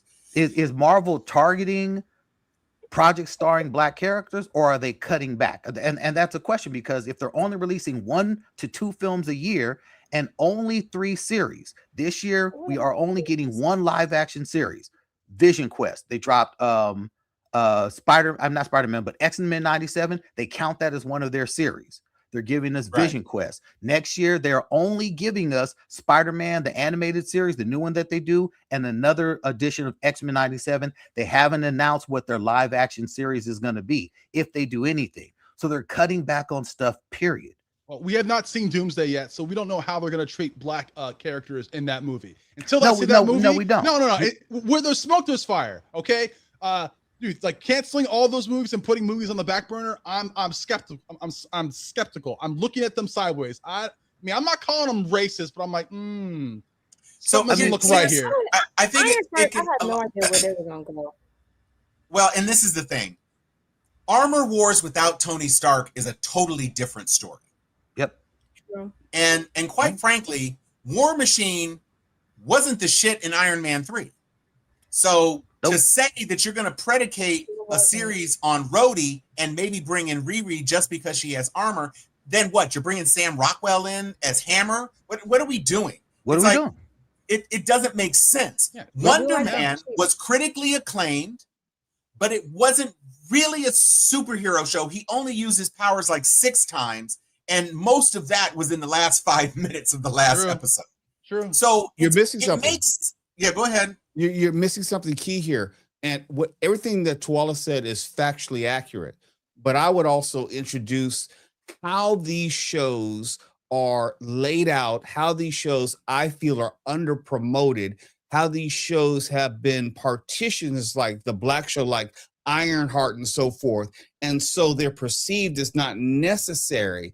They're not promoted in a way which has the greatest chance of success, and it makes it easier for them to cut these shows. That's my issue. And like Ryan said, I'm not saying that Marvel is racist, but I believe that there is an underappreciation and a devaluing of the black shows or black-led shows, and also how they've never come out and really defended. They didn't defend the Sam Wilson Captain America. They didn't defend the Ironheart. Yeah, they had the Robert Downey Jr. promotion of it, but they didn't really stand behind it. And I look at this as, part of this is personal because I feel like they did the same thing with me at KFI, truth be told, where Yes. you send the message to the audience like they're separate. They're not as important. Yeah, Yes. we've heard your criticisms of Sam Wilson as Captain America, and so we're going to start pulling back. And I said it in the chat, and I say it here. I don't think that you can divorce this from the larger discussion of what's going on between Disney/ABC and the Trump administration. No, and that I believe that does have something to do with, or it could. All I'm saying is, can you name me a show that they have actually done a lot of marketing or promotion for that was a Disney Plus series? They did do a lot of marketing and promotion. Shit out of that. Which one? WandaVision in the WandaVision. aftermath of Endgame. That WandaVision was the first and the only. They did not promote Hawkeye at all. Nope. They did not promote even What If. Like they don't promote their TV shows. They just don't. But There but isn't a TV show that's be had a lot clear. of promotion. You know what else isn't coming back? Echo. You know what Yep, else isn't thank you, coming Tom. back? Secret Invasion. There's a lot of shit. Oh, Or Moon stop, Knight, Echo. apparently. Sorry. That was my Alexa. Moon Knight, but that may be an Oscar Isaacs thing. There's a lot of things that they tried, and here's the other balance sheet issue. Disney Plus television doesn't have as easy a way to quantify the dollars spent. Oh, Yeah. that's A movie that makes $1 billion in one weekend, everybody sees that. What is it like? We got 20 more subscriptions this week? and then other people canceled it. You can't say, oh, I'm going to spend $125 million on a series, and there's no hard, concrete dollars going into it. Well, not only that, you also have to keep in mind if everyone who's out there complaining about the cancellation of these shows, with the exception of Wonder Man, which was overwhelmingly loved, if you keep it 100, the series that they have released have not been met with high acclaim. Not even WandaVision. Echo was not. Loki season 3 was. Loki, or not season 3, but Loki was. But even Loki was one of those like, yeah, you really got to watch it. It wasn't even promoted the second season of Loki. That's not true. Okay, but wait a minute. Also, Loki was important to the Kang storyline, which was something they were building. That's true too. Yeah. Until Jonathan Majors fell to pieces. They gave Loki a whole Loki was more tied into the film universe than most of these other series. Echo was never coming to TV. I mean, never coming to film. Yeah. So Daredevil has 5 seasons and a 6th season in the can. Daredevil lives on TV, and there's nothing wrong with living on TV. Yeah. There's nothing wrong with it. You know, ask Mariska Hargitay. She's been doing that character for 27 fucking years. So the point is that sometimes it works. I mean, oh well, yeah, that's true too. To be fair, though, as an Ironheart lover, I love Ironheart. I didn't see where that was going to go a second season. Oh no. And the Ironheart as a show, Ironheart wasn't a winner. It's not a show that you were like, I need a second season of that. No one was asking for a second season of Falcon and the Winter Soldier. I was. Well, but he became Captain America. I'm talking about in general. I'm talking about audience reception to the MCU series has not been overwhelming at all, enough to justify the need for a second season for anything. They also canceled a lot of season. They were supposed to do a whole series on, because I know that Tom was looking forward to it, on a spinoff of Black Panther. The Okoye series. No, they did the animated Eyes of Wakanda, or whatever. No, but they were supposed to do the Okoye series, and they dropped that. Yeah. There's a lot of stuff that never came to fruition. There's just a lot of stuff that Marvel's just said, nah. Strange Academy has been in development hell forever. It's not really happening. It feels Young Avengers. Honest, right? Well, and you've still got some characters because you've got Kate Bishop in play, you've got Stature in play, you've got the Wanda twins in play. You haven't seen the Patriot character, and of course Iron. No, we've seen them. We just didn't see them do anything. We saw Patriot. No, but I'm saying they're still available to be developed into something. Well, and so is Armor Wars. I mean, Armor Wars. They're still talking about Armor Wars are going to happen in some way somehow. But we'll see. I just don't see this as clear cut as an attack on these projects. For me, the only disrespectful thing, on the website. No, and it is. But to me, that's the only disrespectful thing that I see. Away. Yeah, he's done. Yeah, he told Marvel to get fucked. Yeah, he's real tired. you know what I will say, Tawala? If Doomsday and Secret Wars are successes, bank on Tony Stark coming back as AI for Armor Wars. Oh, absolutely. I can't even take that bet. That's spot on. I mean, absolutely. 100%. That's how you do it, because either Doom will continue to be Doom, but the way movies work versus the way comic books work, Doom probably is either off to another dimension or disintegrated or lokified or some bullshit. He's taken off the table because he can't. You're introducing him as a god. In the comic books, he was introduced as like not a street level threat, but kind of a world level threat, just because he's Lex Luthor. He's not intergalactic. He's Luke not Cage beat his ass. Hammer. Yeah, he was never that high powered in the comics. Over $75. Hey man, money's money. That's gas money, Playboy. Right. So all I'm saying is that the next obvious big play, and maybe it's only for one, maybe it's only for the Armor Wars TV show, but Robert Downey Jr. doesn't need to turn down a check. And if they're going to pay him big bucks to be just like they de-aged him in that one movie, Civil War. Civil War. I mean, and Civil look at War. it, Tom. Yeah. What they introduced and the way that they do that is the exact same way that they introduced it in Ironheart. How she introduced a virtual digital human being in Ironheart. Well, do and the they exact same did that thing with Tony Stark.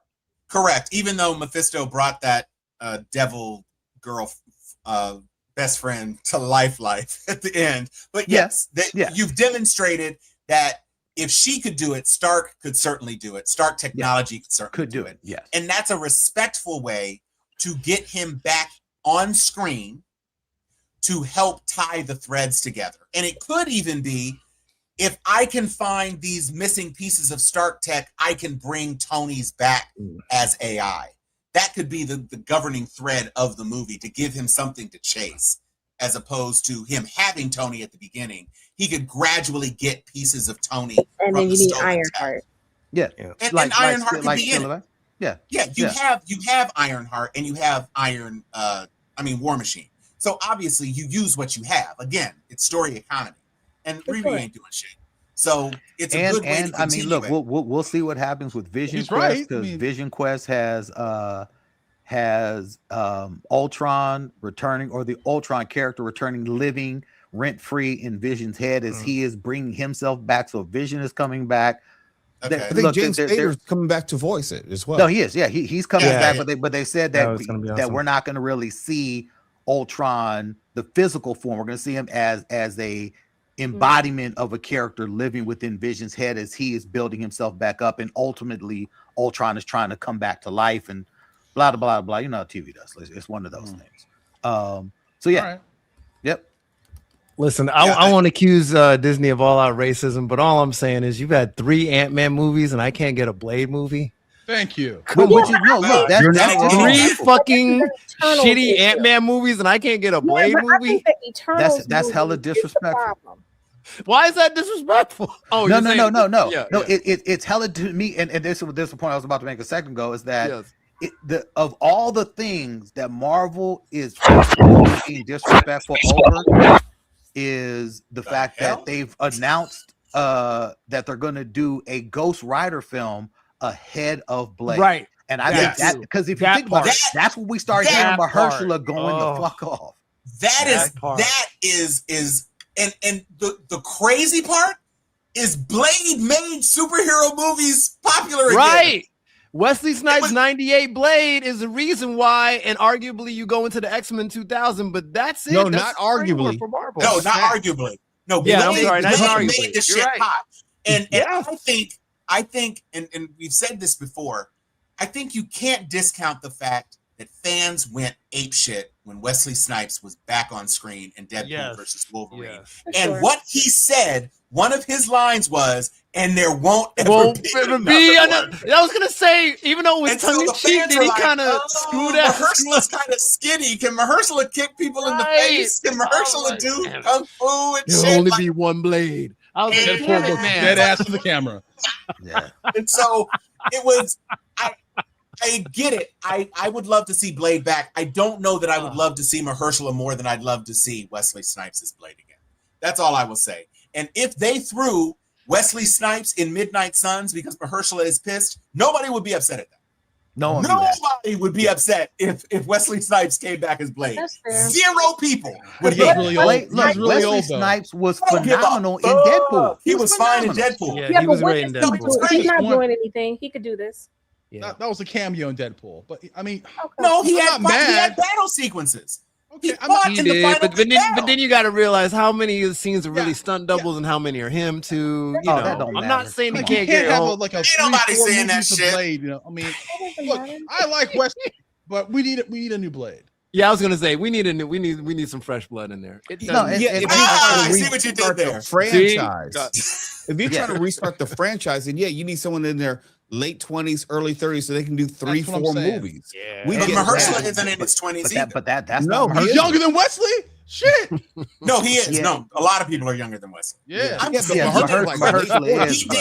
He did a credible job in Deadpool versus Wolverine. Yes. No, Michael J. White has not yet been in the MCU. Michael J. White was in the Nolan verse in the DCU. Joker. Dark Knight, the Dark Knight. That doesn't really count. That's not even the DCU. That was the Nolan verse. But He was is not Spawn, Michael J. but But Michael J. White is 58. He doesn't look Michael it. J. He can't do it either.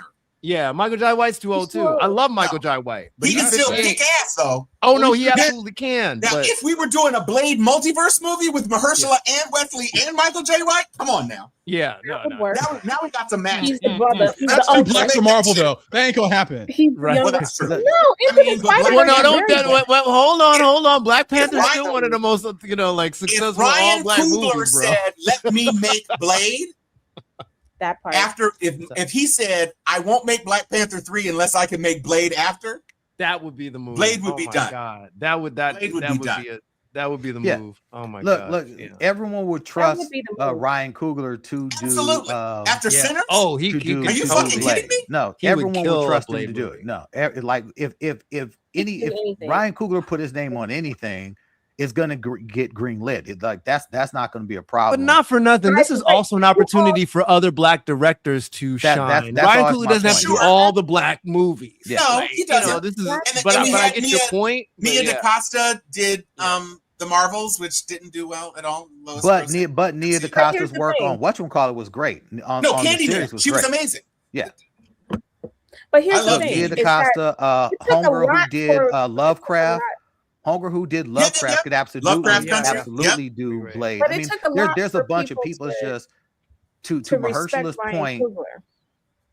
Yeah, but I mean, took to a lot for Mahershala's Marvel to point, they've respect got $1 people. billion, and if they wanted to do the film, they could have. They just didn't want to. Kevin Feige trying to fall on the sword, saying, "Hey, I effed up. I feel like such a loser." Yeah, dog, because you are. You're a loser On for that for sure. movie. Listen, On that let's for sure. let's be aware that while he was in development hell, Marvel was releasing its biggest string of flops, except for No Way Home, ever in the history of the franchise. And again, that's Everything not all was Marvel. losing. Everything was underperforming, and so Marvel's when you're- saving grace has been Spider-Man, and Has that's not been all Spider-Man. Marvel. That's a And Sony, so when you look at this I'm sorry. as Y'all- Marvel, y'all and you're disrespected saying Wakanda forever.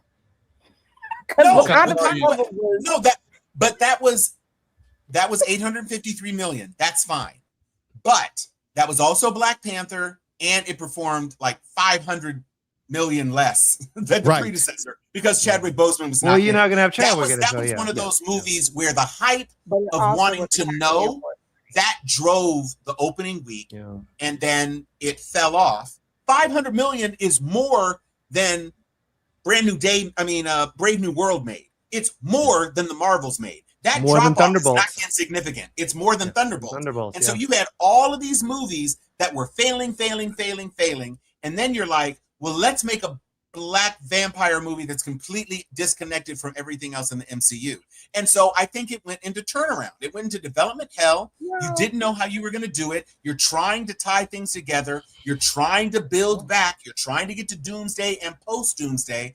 And Blade doesn't easily fit in there. Blade wasn't a that's part of the it. thing. But they That's waited essentially way what too I was long. saying. It got announced not before saying they Fantastic didn't. Four. That's what I'm I'm not saying saying. they T-Tom. didn't. Eternals did not do well. And so No. for you to kind of lead into this and then have another movie that could or could not possibly do well, why? But that's my point. That's exactly what I'm saying. agreeing with you. I'm agreeing with you. Yeah. I mean, it's just super risky. Everything you thought you were banking on, Oscar-winning director for Eternals, Angelina Jolie in Eternals. Yeah. And that movie failed. The less said about the So- Eternals, the Look, better, bro. it had Kit Harrison straight off of the Right, Game of straight Thrones. off of Game which of was- Thrones. So The yeah. less said So, about I the mean, Eternals, the When, better. when you lose on the Eternals, you lose Black Widow. Trash. That's not fair. That was That's COVID. COVID. But Wait, what? Which one was when you- COVID? Thunderbolts Widow. underperformed. Fantastic Oh, Black Four Widow, yeah. underperformed. Yeah. All of these movies, Quantumania, Quantumania got made because it was Kang's big debut. And it did not succeed. And so you're looking at this, you've spent $1 billion making these fucking movies, and none of them recouped. And now you're like, I'm going to put everything on the shoulders of a guy who doesn't have any connection with any other aspect of the MCU. That's also Which is that's true- also which not is a also part true of of the Ghost fabric Rider. of the MCU. Yeah, And Ghost that's what- Rider. yeah. That's That They is true should of have made Ghost the movie Rider, before that happened. except that Ghost Rider is starring the star of Hail Mary and fucking Barbie. Yeah. He's $1 billion motherfucker. Yeah. So Yeah. you Yeah, can't but say by, Ryan Gosling is a good guy. but by that reckoning, casting for Eternals was amazing too. Thank you. Read my mind. I'm Yes, not saying, But nobody was Angelina- hot at that moment. the only person in that movie who had a track record in action. And if you can't Kit Harington wasn't one of the Eternals. He Yeah, was- Kit Harington, right? Yeah. Yeah, was Angelina Jolie as yeah. Lara Croft 20 years ago. yeah, Yeah, I that's guess, fair. yeah. I'm So saying I mean- up to that Or in point, the song. And a 7 bunch years of ago, unknowns. when they got announced, Oh. when Blade got You got the announced, chick from before Crazy Rich Asians? Fantastic Four And- 7 years Yeah. ago, and Blade Yeah. was announced. She looked good in it. Mahershala Ali was hot, and they fucking waited. I don't know what the fuck they were doing. I'm not disputing. Mahershala not- Ali issues I was had. hot in Oscar-winning movies that had nothing to do with the superhero universe. Doesn't matter. He was still hot. It does. You can say the same It thing with- does. you can say the same thing with Ryan Gosling. Yeah. No, Project Hail Mary is an action movie and takes place in space, and Barbie is a fantasy. It has, Can I- nothing, it has can we nothing to move? do with comic books, though. The last thing Simu I Liu was in Barbie. They danced together. That's how they're going to be And- doomed. Dude, if you're gonna sit here and Listen. tell me that people weren't interested in seeing Mahershala Ali at that point in time, and he was hot, you're crazy. I Listen. disagree. I disagree with you, Ryan. Listen, think we just got to Mahershala deal with the Ali- fact that we got the Great White Hope about to be in Ghost Rider. Black We can't get a That's break. what it is. Don't wave the same. That's all what I'm it saying. is. Yeah, no, black Oscars do not mean the same thing. Black They sure black don't. Oscars don't. Apparently. You know what? Let's cast Monique in the next Spider-Man movie. can't Should with I you. Does tell? that I will work? say this though. I will say this though. Ryan Coogler, did you guys hear that the X-Files script is supposed to be a genius by what is taking place? Yeah. And so my point is, I'm all for Ryan. I think Yeah, Danielle that Detweiler is a gift to the universe. I can't wait for X-Files. He absolutely has not Jordan Peeled us. Jordan Sure. Peele, No, he Jordan hasn't. Peele And- created Jordan Peele. And and Ryan the Coogler just simple keeps fact getting better. that the simple fact that Marvel, for after Secret Wars, which is supposed to be the end of everything and everything's going to be streamlined moving forward, and they're going in one succinct direction, for Kevin Feige to say, hey, we need Black Panther to be our anchor film moving forward, because Ghost Rider is not an anchor film. It's not. Black Panther 3 is. And even though it's starring an unknown, we all know Ryan Coogler's track record. We do not know that Ghost Rider, just as a character, is going to have the same. We know it's got a superstar in it, but for me, the big notification at Comic-Con was, hey, everybody, I want you to know that the Marvel saga's coming. I mean, the Mutant saga's coming. Great. I can't tell you anything about that. What I can tell you all is that we got Ryan Gosling as Ghost Rider, but guess what? Fuck that. Major news dropping. He even said this on stage. Major bomb dropping, y'all. Black Panther 3. And he brought out the stars, and everyone And lost who's their missing? mind. That is to say, Michael as B. a Jordan. company, you are putting your future moving past this next phase. Secret Wars, Doomsday, that's done. That's basically already can. We already know what's happening with those. The next things that are coming out for the public consumption is Black Panther 3 and Ghost Rider. You're putting a lot on With Black Michael B. Panther Jordan. for a company, for folks who are saying, man, they're being disrespectful to Black folks. That's all I'm saying. I'm like, yeah, but are they though? That's like Because 100%. That's 100% black movie. Yeah. 100%. Yeah, just like the first one 100%. was. Just like the first one was, pretty much. So that's, what yeah. that's why I Yeah. kind of shrugged my shoulders for all the man. Yeah. But where's the Black? I'm like, I don't know, y'all. I think we're being a little sensitive I because don't. maybe we've invested in Wonder Man and we wanted to see that as a future. But I don't take this as a slight. I just don't. I don't take it Okay. I as do, because as a they slight. didn't I put do. the Marvel heft behind the Black series that could have benefited most from it and needed it the most. Well, I- I'd say Emotion needed is it. half the battle. I'll agree with Needed that. it, yes. Emotion is Needed the heft, absolutely. Yes. But they still gave Sam or Captain America his own movie. They still and they did not provide any less promotion for Captain America than they did for any of the other films, minus Wakanda Forever. none of the other films really got a lot of, and we were talking about that, Mo. Where's the promotion for Fantastic Four? It was damn near non-existent. We didn't see it. For Captain America, they did put as much promotion behind it as they did for anything. Not a lot of people walked out of the theaters feeling the film. I'm just saying, not a lot of people felt it. Would you rather see another season of Wonder Man and Trevor on the run, or would you rather see a fully powered Wonder Man in a movie? I'd rather see Wonder Man kicking ass. I want to see those. We're not getting either. Yeah, I don't think we're getting. We're not going to see him in Doomsday, clearly. But my guess is Secret Wars. Let's see, maybe. I mean, the point is, you are missing a ton of people from the original Secret Wars and the second Secret Wars. A lot of the characters, like Molecule Man, who is super important, Beyonder, who was super important. Venom was introduced in the original Secret Wars run, not as Venom, but as the black suit. Right. Eventually became the symbiote. So Tony Stark was important in Secret Wars. Hulk was super important in Secret Wars. There's lots of characters who are not on the board. So who knows what's going to fill in those cracks? And Yahya Abdul Mateen II is on a fucking tear right now. And so in many ways, he's more popular than Mahershala Ali. Certainly right now he is. He's hot as fish grease right now. Yeah. And we'll see if he gets that Emmy and his, because that would be his second Emmy, by the way, in a superhero series, because he also got one for Dr. Manhattan. Yep. This is a guy who is on the rise, and there's no telling where things are going to go. But when you have as powerful a character as Wonder Man available to you, it might not happen until Secret Wars. But especially now that Wonder Man has been canceled, it makes sense to put him on the field. It makes sense, but I'm still highly doubtful. I'm like, I've seen this before. I've seen a black actor who's hot and they don't do shit with him, Mahershala Ali. So until I see something from Marvel, I'm still looking at him sideways. I'm Team Mo on this one. Well, I mean, he was Cottonmouth. Do not call him Cottonmouth.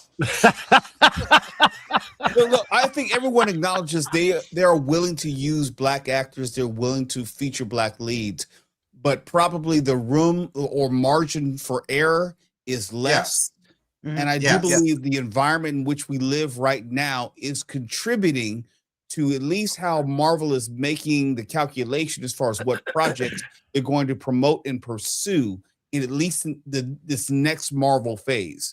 I'm still going to see everything that Marvel does, at least for the near future, but I'm not blind and ignorant to the decisions that they're making in the present, which are questionable to me and indicative of a lack of faith in us.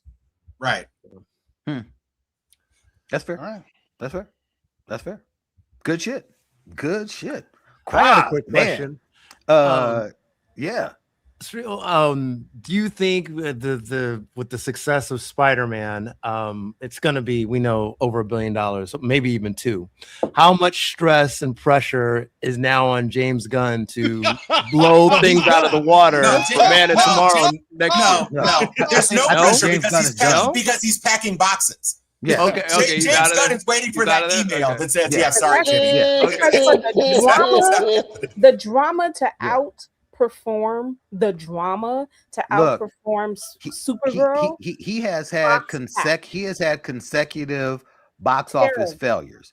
Yeah. Superman was not a success, and Supergirl was far less. Clayface. To be fair, he didn't direct Clayface Supergirl, is a movie. No, I'm saying, but these are it's his universe, though. But it's his universe, exactly. And then, I don't think Clayface is going to get him $1 billion. No, not only is Clayface even in his universe, or is it in the Pattinson Batman universe? No, it's not. It's not in any. It's in its own universe. Clayface. Oh, is it? I thought it was in DCU. It's not a part of the larger Gun universe. But Clayface is a movie that he inherited. Clayface is a movie he inherited, just like Green Lantern series that was already in production and already being done before he came on board. I have more faith in the Green Lantern series than I do in Clayface. Anything else. But listen, he was great with Peacemaker. The bottom line is in 1 week, Brand New Day outgrossed the full theatrical runs of Superman and Supergirl. That's in what I'm 1 saying. Right. week. Right. There's no coming back from that. Well, that's back to my point. Well, one Yeah. thing that Pitching Mahershala Ali Yeah. as the new head of DC. Yeah. no, I mean the issue at hand is that James Gunn is a nerd and he is creative and he has a vision for individual projects that he works on. He is not a visionary.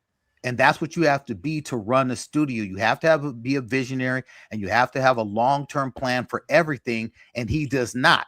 When your first film is Superman and your second film is Supergirl and your first series that he is working on, the one he's working on is a Gorilla Grodd Jimmy Olsen series. It's like, bro, your mind isn't going in the right direction. You're not thinking about things clearly. Everything you're doing is Superman, and that's a problem.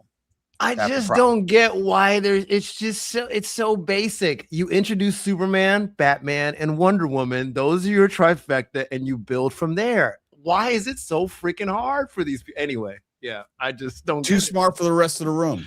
Right? You know, It ain't we're brain radio surgery folks. with DC. What do they Yeah. say in radio? Play the hits. Yes, Play the hits. exactly. Yeah. Your 3 marquee players. You introduce those guys, and you from there it trickles down. But Yeah. Yeah. We do have somebody asking if we can get a Batman Beyond, but not with James Gunn as the head of not DC. with James Gunn. Not with James The Gunn. I'll challenge say is this. that they don't even know how to deal with Batman over there. Yeah. Yeah, Well, that's you've why got they're still having this the Batman second 2. Pattinson. Yeah. Right. Which, It's- okay, Patterson now keeps saying, Patterson keeps saying, I don't know when we gonna come up. yeah, he because keeps saying that's he's got on pushed hold. back. But you know why that got pushed back to 2028? Because James Gunn will be gone by 2027. Right. I can't.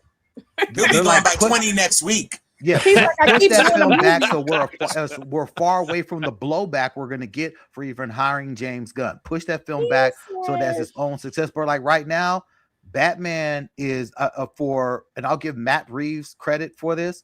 The Batman, the Return of the Animated Series on Prime is phenomenal. I gotta watch the that. I saw Batman that. Cape Crusader series. It Yeah, I gotta is watch that. phenomenal work. Friend of the program, Jeff. Oh my God, Jeff. I keep on wanting to say Jeff Johnson, but fuck. I just finished watching like damn near the whole series. The Batman series is phenomenal. Believe it or not, J.J. Abrams and Matt Reeves are the ones that are bringing it together. It is a great series, and so they do. But again, this is Warner Brothers Animation. Warner Are you Brothers talking about Jeff Animation. Johns? Yes. Okay. He's one of the major writers on it. Hot take. You know who should be the next head of DC? Bruce Timm. Oh yeah. no. That- This yeah, Batman I see animated that. series. It's a Yeah, Bruce Timm absolutely. series. Batman animated, it's a No, Superman this is what animated I'm saying. series. Also, Yeah. JLU. Justice League Unlimited. Yeah. Bruce Timm, Yeah. absolutely. Bruce, Yeah. if Bruce Timm DC storytelling. would get it if right. DC made live action versions of their animated shows, they would be killing right now. We've said that for a good 15 years, Tom. But if Bruce Timm has been consistently overlooked for no good goddamn reason, Yeah. it makes sense to go with the guy who knows every single fucking character that has ever been on screen in DC, because he touched DC Unlimited, which was almost every character. Mhm, Yeah. mhm. No, look. Plus It's the Batman animated series, which was, a phenomenal success. Bruce Yeah. Timm is the guy Yeah. who could bring the DC back, and fans would be completely behind him. He wouldn't divide anybody. Snyder's done. Gunn is done. Bring in Tim, and Tim is your savior. He's DC yeah. Jesus. I mean, because right now, the Batman series is Matt Reeves, J.J. Abrams, and Bruce Timm, who are the creators behind it, and it's some of the best. It's some of the best Batman storytelling since the original Batman the Animated Series. It is Okay, I it is gotta check it phenomenal out. storytelling and kind of set in that same world. And I'm just like, why the fuck can't DC do this? Why are you doing the decisions and the things you're doing with Batman when you've got fantastic Batman storytellers? You've got damn near 20 Batman animated films, which on their own, each standalone, would be better to do than some of the bullshit they've been doing. The Batman stuff with Damian, the Batman stuff with the Court of Owls. Are you Yeah. kidding me? Yeah. Why haven't we seen the Court of Owls? We should have the Court of Owls in some sort of live action thing by now. Jeffrey Thorne. I'm sorry, not Jeff John. Jeffrey Thorne. Oh, okay. Yeah, Jeffrey Thorne. We had him on the program years back, and he's such a phenomenal brother. Yeah. So yeah, DC, stop fucking around, hire Bruce Timm. That would be a phenomenal, that would be the phenomenal move for someone who knows his treatment of Justice League Unlimited. Shows he knows characters. He knows every character. Stories. Some of the best animated series, man. Yeah. I mean, John Stewart. Yeah. I mean, like we all love John Stewart and John Stewart became our Green Lantern because of his treatment of John Stewart in the series. Yeah. Listen, Bruce Timm had Buana Beast on a couple of episodes of Justice League Unlimited. Yeah. This is a dude who knows the DC universe frontwards and backwards. Yeah. That's the guy. Thank you. I'll take my commission. Yeah. That's All a right. great suggestion. All right. Quaz, thank you for joining us on thank you guys for having me. This was fun. On such I learned an a lot too. epic episode. I think of this the is our Legendary second Nerd longest Roundtable. episode after the first Black Panther episode we did, which Yeah. was 2.5 hours. No, absolutely. I think the last time I was on was when we were debating the James Gunn Superman movie, by the way. So I see Tawala's opinion on that movie has changed since then. So I'm all good. Piece of shit movie. Damn. It was ass. I When know. the squirrel showed up, it All was right. ass. Okay. This All right. shit Yeah. was All right. ass. We're All good. right, okay. We're done. We're All done. right. Whatever. And Quaz, Corn much Sweat love didn't to make you, brother. Supergirl any better. D-Sharp, you still my guy, bro. You yeah, still my nah, guy. Hey, Daryl it's all Sexton. good. Daryl Sexton you know has that called movie it. was not good, brother. Bring Sifu Quasi back more often. We I would will. probably- We So absolutely Daryl will. Daryl Sexton has called it. I would be happy to come back. Yeah, we absolutely gotta have you back on, brother. Great Thank you, hanging out with guys. you today. Appreciate it. And you know, in our signing off, because we're at the 2-hour mark and there's nothing else to be said. So Dr. Liz, on that note, take us out, sister girl. You're on mute. You're on Oh, you're mute. muted. I am on mute. Good night, everyone. Mo Kelly. Lilu Dallas Multipass. McBain. 2 things. 1, put some respect on Mahershala Ali's name. And 2, Marvel. Black people are not small potatoes. Oh. Tom. Where is my Deacon Frost suit? Shit. Quaz, you got the final word. Man, thanks for having me. But also go see Brand New Day again. I'm gonna do it. Jeez, great. Church. Excelsior.